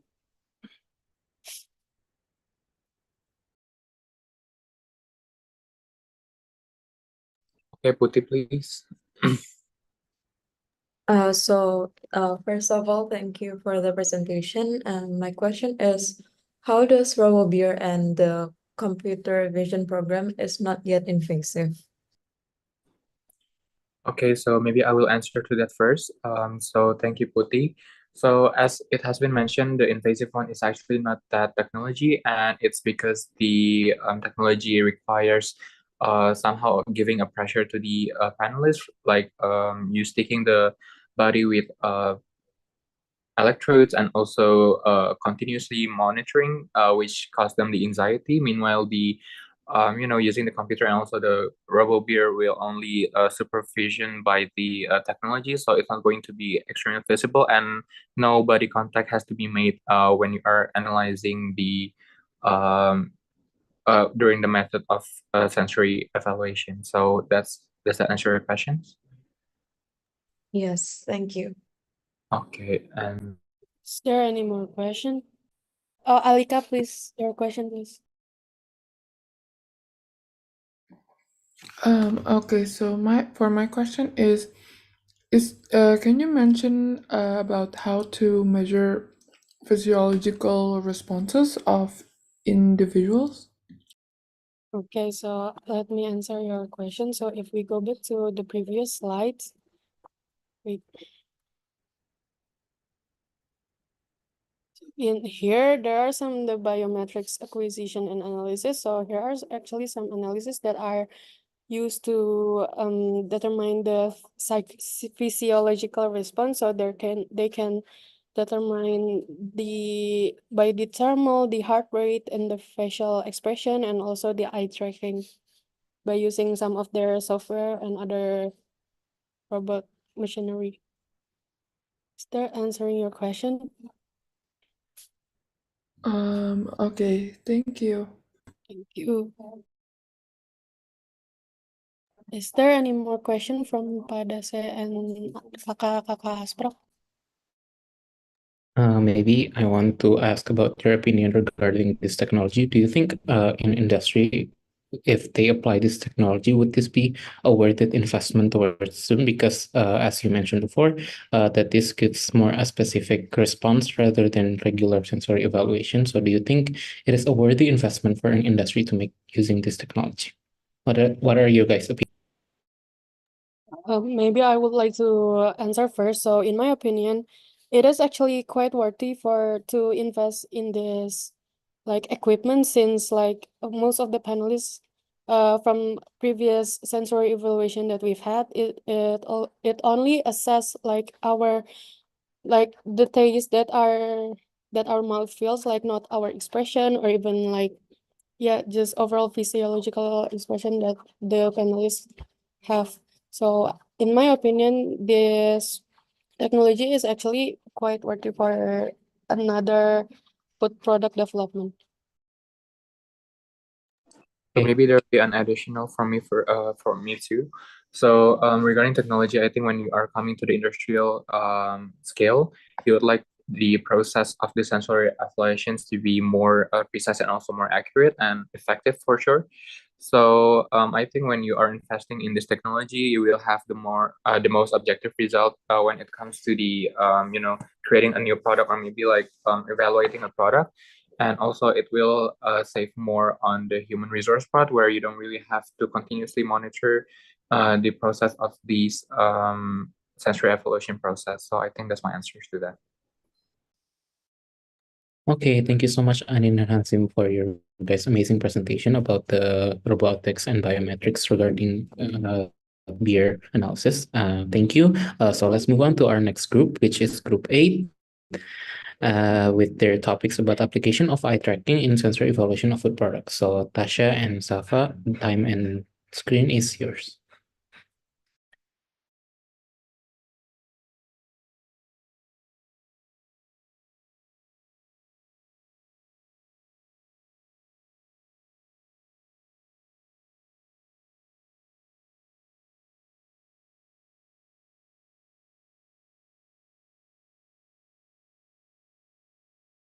Does my screen already appear? Yes, we can see. Okay. First of all, I want to confirm, Tasha, can you open your mic? Atau you have Can you hear my voice? yes, sure. Okay. Okay, so good afternoon, everyone. Our respective lecturer, everyone, and also the assistant lecturer. We're from Group 8, consisting me as Safa and also Tashafa. We want to present our journal review regarding the application of eye tracking in a sensor analysis.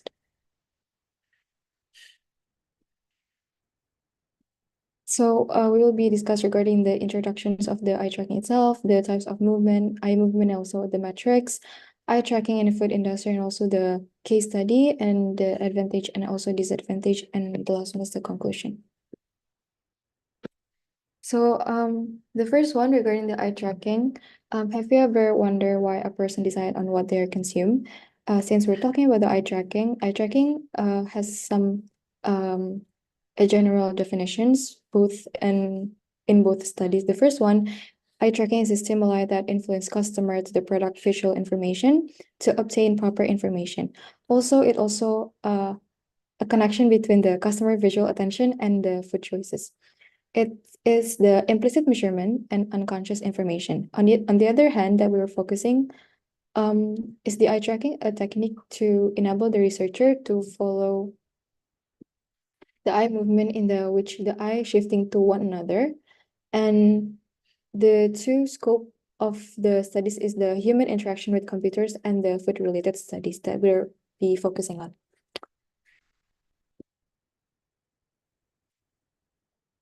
So this is types of eye movement. The first one is physiological nystagmus, a very small movement of the eye, and then the second one is the following moving object, and the third one is focusing on the near object, and then the fourth one is the focus when our head moves, and the fifth one is the large moving background, and the sixth one is quick jumps between the things.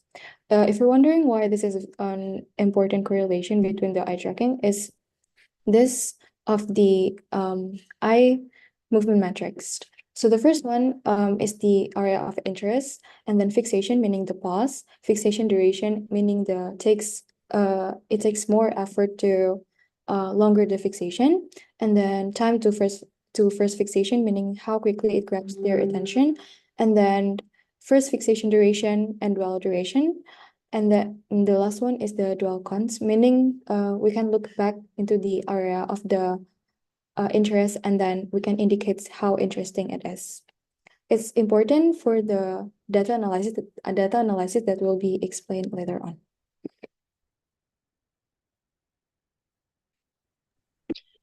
Okay, so we're now talking about the color emotion association in food analysis. So if you ever wondered why people tend to choose food that has more color, it's because we have this color emotion association. So light colors such as like white, pink, yellow, etc. are tend to link to positive emotions like happiness and excitement, while dark colors like black, gray, dark brown tend to have a link to negative emotions. And hence why people tend to choose more colorful things than other things, especially in foods. And eye tracking validates color emotion links, reveals hidden biases, and optimizes color palettes for emotional impact.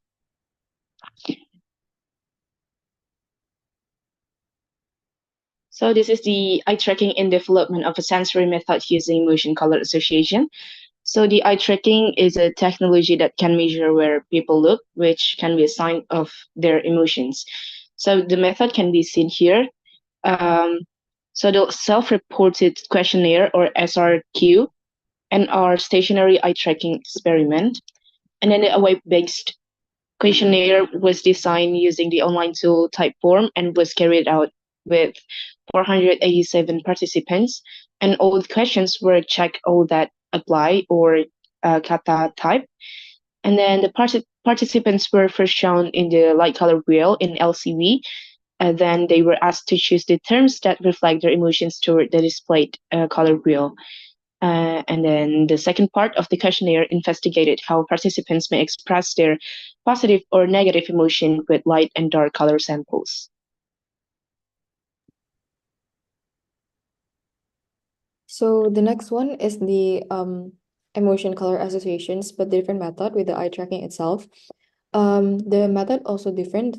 So for this one, we conduct a pretest for the most emotionally effective pictures, and then the panelists giving the stimuli, the verbal and written explanation, and then the participant instructed to focus on the screen and then fix their sight on the set of color that is shown in the figure. And then the white cross show in the center of the picture briefly before it disappeared. This helped ensure that people look at the center of the picture before choosing their color and not pick a color based on their eye happened to be looking just before. So this case study, we get from one of the case studies in the journal.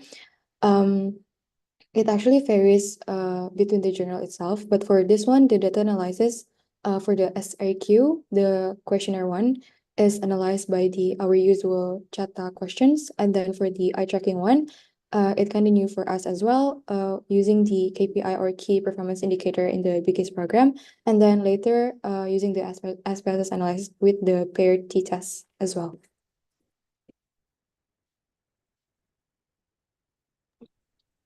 Okay, so we're moving into the function of eye tracking in food research industry.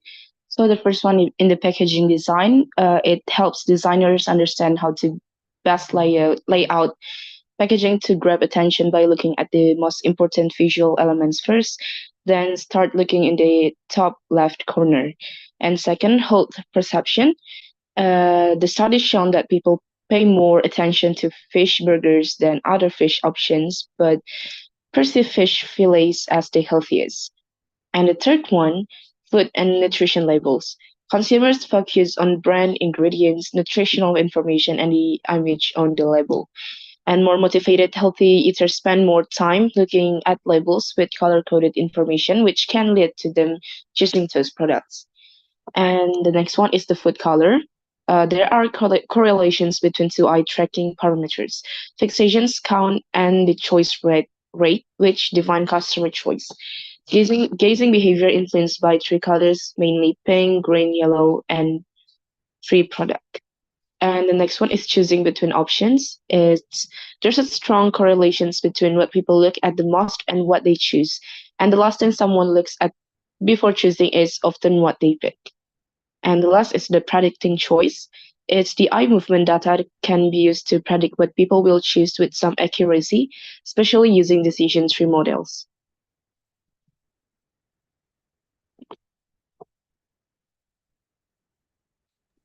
For the is it effective? The answer is based on our advantage. Visual cues are important, and label can influence customer perceptions. Looking more meaning liking more, and this eye tracking can help us to understand the choices and help the researcher to know which menu that look by the customer mostly. And for the disadvantage, this may not predict perfectly, even though someone has already choose their preference, and it may not be really applicated in the real world choices, since this is mostly used for the researcher.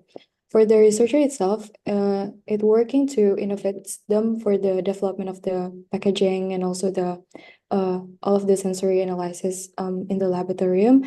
For the business itself, the eye tracking itself can be applied in the customer research or the marketing to enhance the customer visualizations. And I think that's all for our presentation, and this is our references. We're open for feedbacks and also the discussions from the panelists. Thank you.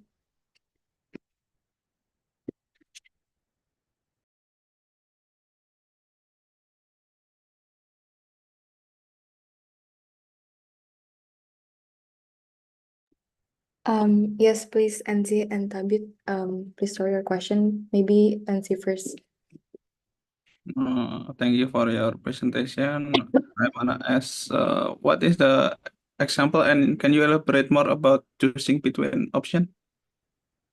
Okay, so based on our journal that filled with the case study itself, the choosing between option meaning that, for example, in the sensory analysis, there is 8 different group of the food product that want to be analyzed by a large group of panelists.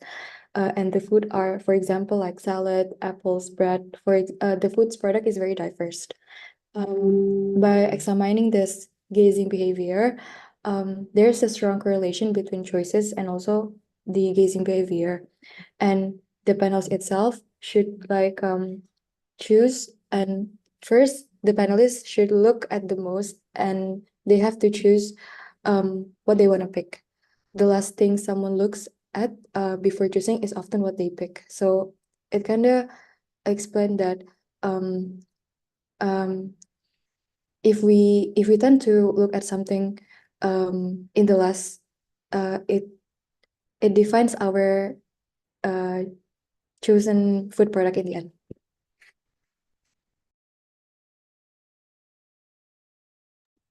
Yes, Tabit. What are the applications of predicting the choices?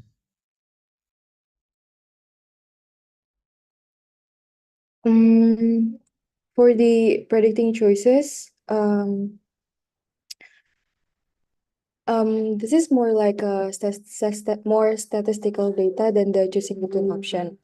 So by the case study that we obtained from the journal, for example, there is a 13 statistical data and some of the panelists, and they are tested based on their eye movement. The panelist is instructed to choose some of the food product that is more highly performance than the other one, like more superior one. For example, the panelist is given some of the fruits like banana, and the panelists look closely to the defect on the fruits itself and which one that they will buy in terms of like appearance. Is there any blemishes or not? Like that.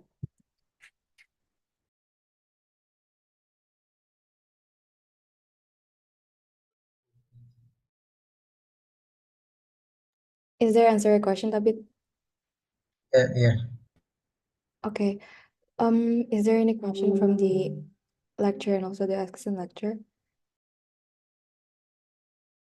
I think from me, it's already clear. Yeah, this technology is, I think it's a pretty good technology to be made, considering that most of the time consumer buy based on their perception. So therefore, it is a nice thing to know for the industry, how the consumer perceive the industry product. Therefore, they can make advancements towards their products, so consumer would buy them more. Maybe in this application of eye tracking is good for children usually, because children tends to like vibrant color. Therefore, and they're also in their growth face, so they're not fully developed as us. Therefore, they have similarity between one children to another for liking the same product. So using this technology would be good in making product for children, such as candy or other stuff. Thank you so much for Safa and Dasha.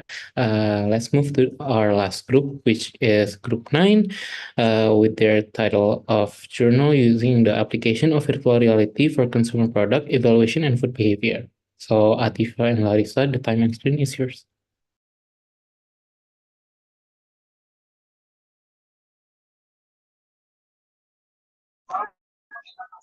Thank you, assistant lecturer, and good afternoon for the lecture and the assistant lecturer.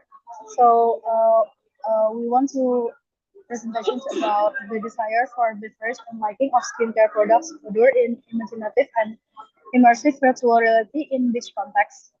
I'm Adina Najiratifa and my teammate is Larissa Najmi Alia.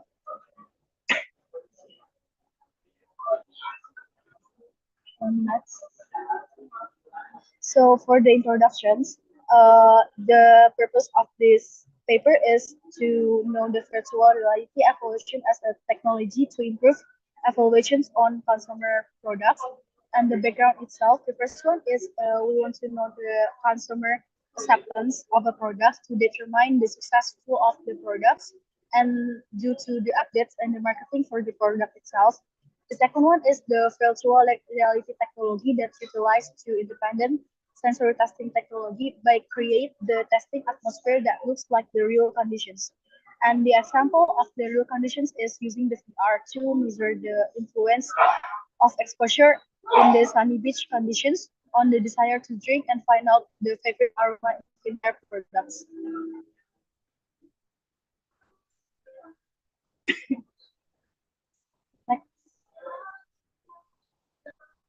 The methods itself, there's a 3 methods. The first one is study design. The study design is we have 3 methods that suit conditions criteria. Testing will be performed on the several sessions. The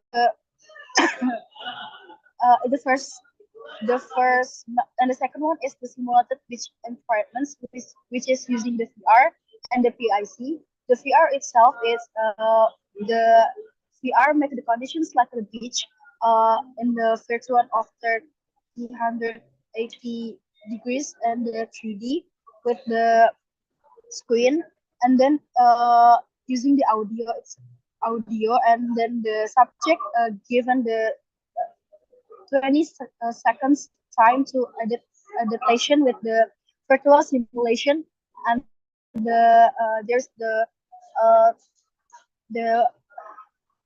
evaluations. And then the second one is PIC, or enhanced photo imaginative beach conditions. The PIC is using the photograph, and then the subject needs to see the photograph for 30 to 20 seconds, and then there's the evaluations after that.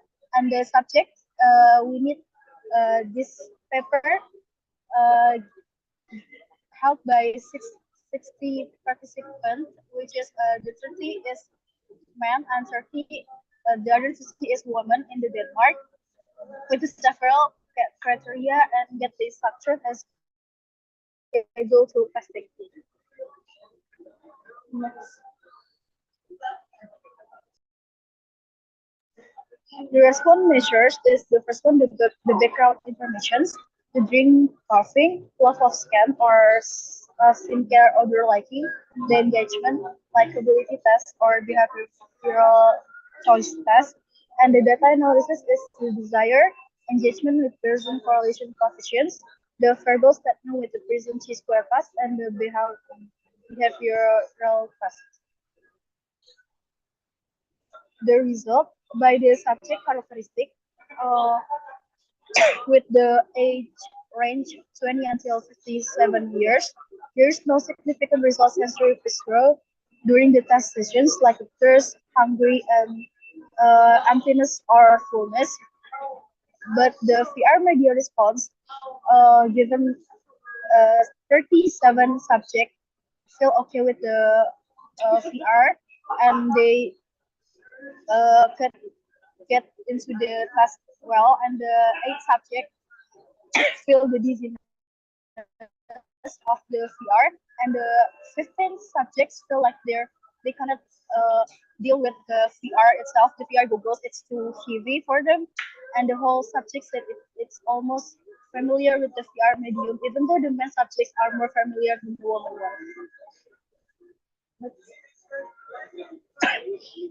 The next one is the during desire. There is desire during exposure and the desire post exposure.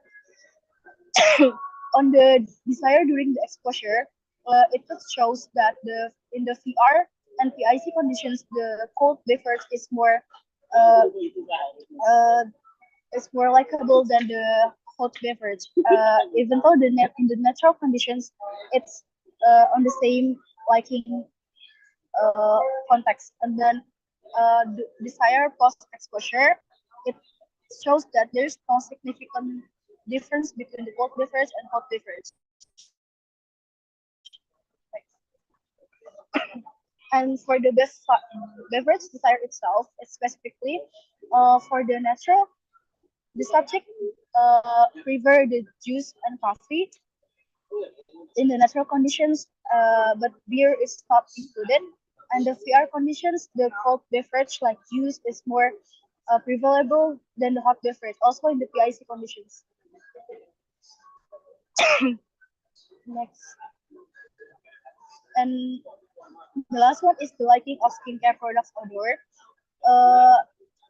Actually, there's no significant difference between it, but in the VR conditions, the subject state it's more giving the positive sensation and significantly greater than the other like a PIC and natural, because it feels like in the real conditions, like feels being in the beach and like in the real world compared to PIC conditions. So they could feels the products well better.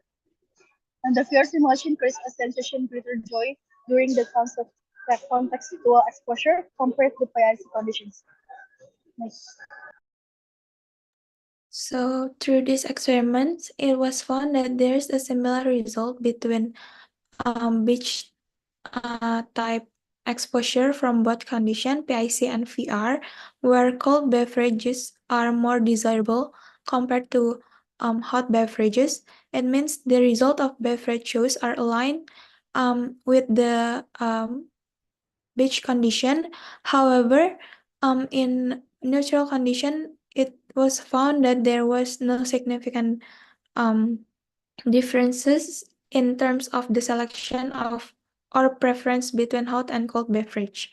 And among the cold beverage, there are no significant differences, but beer has become more desirable during the exposure of PIC and VR compared to neutral condition, as beer is most likely to associated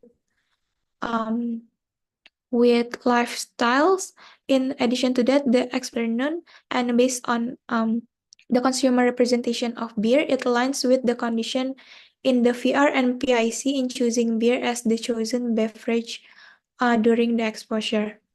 And but after the exposure, it does not show any significant difference between the preferred drinks, meaning that the participant can adapt rapidly as the context changes. And in this research also, there's no alignment shows that the skin care preference based on the condition that was set. It means that these technologies are more suitable to use in certain situation with stimuli that have congruent and incongruent meanings, with the addition of appropriate verbal messages, such as in this case is relax, calm, warm, vacation, and happiness.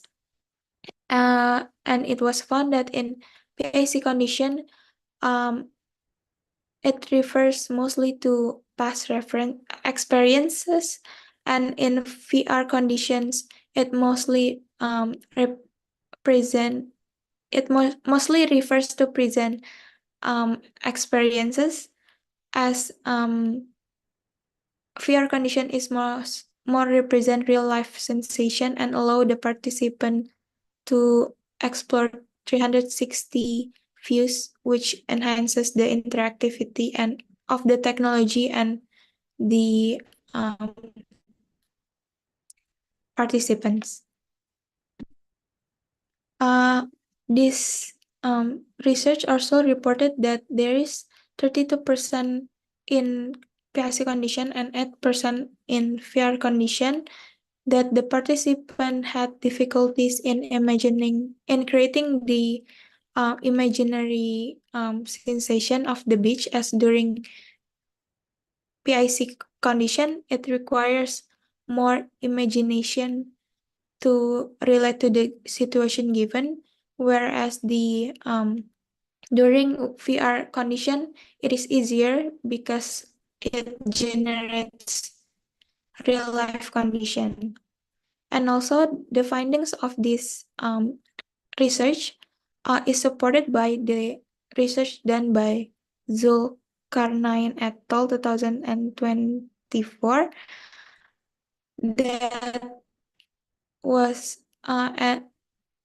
in which it was found that VR condition provide more engaging condition, which could increase the engagement and create a better perception of food products. So in conclusion, the beach context in VR and PIC influences beverage preference, in which it is identified that the context is aligned with food preference, and among the three conditions, the VR condition generates a more significant effects toward drink preference compared to the other condition. However, in those three conditions, none of them shows any significant effects on liking the smell of the lotion and the drink preference during the post-exposure. That is all from our presentation. Is there any questions?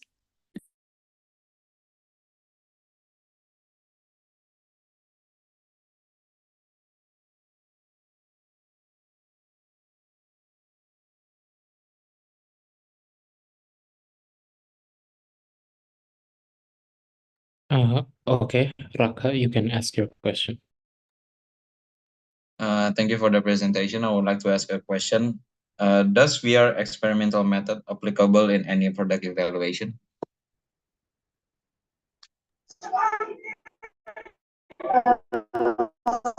So I want to answer the Rafa questions about that.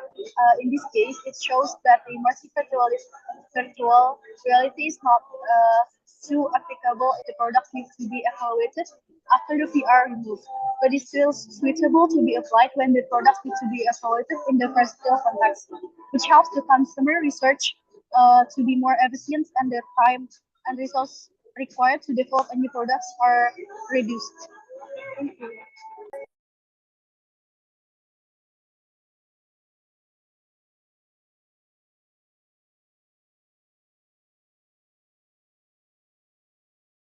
Yes, Rehan, please. Okay, so thank you for the presentations. I would like to ask, so how does the observed effect of the immersive virtual reality on the beverage desire to the context relate to the individual difference in such as like in the personality trait among the study participant, among the panelists?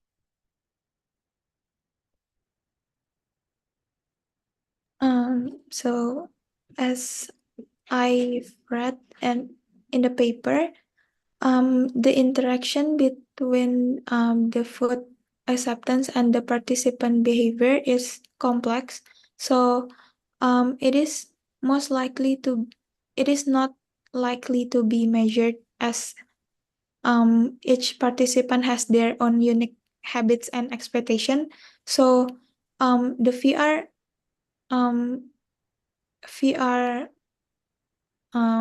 experimental method is more suitable to be applied for exploring which product is more likely to be accepted as being correlated with the given context or settings. Okay, thank you.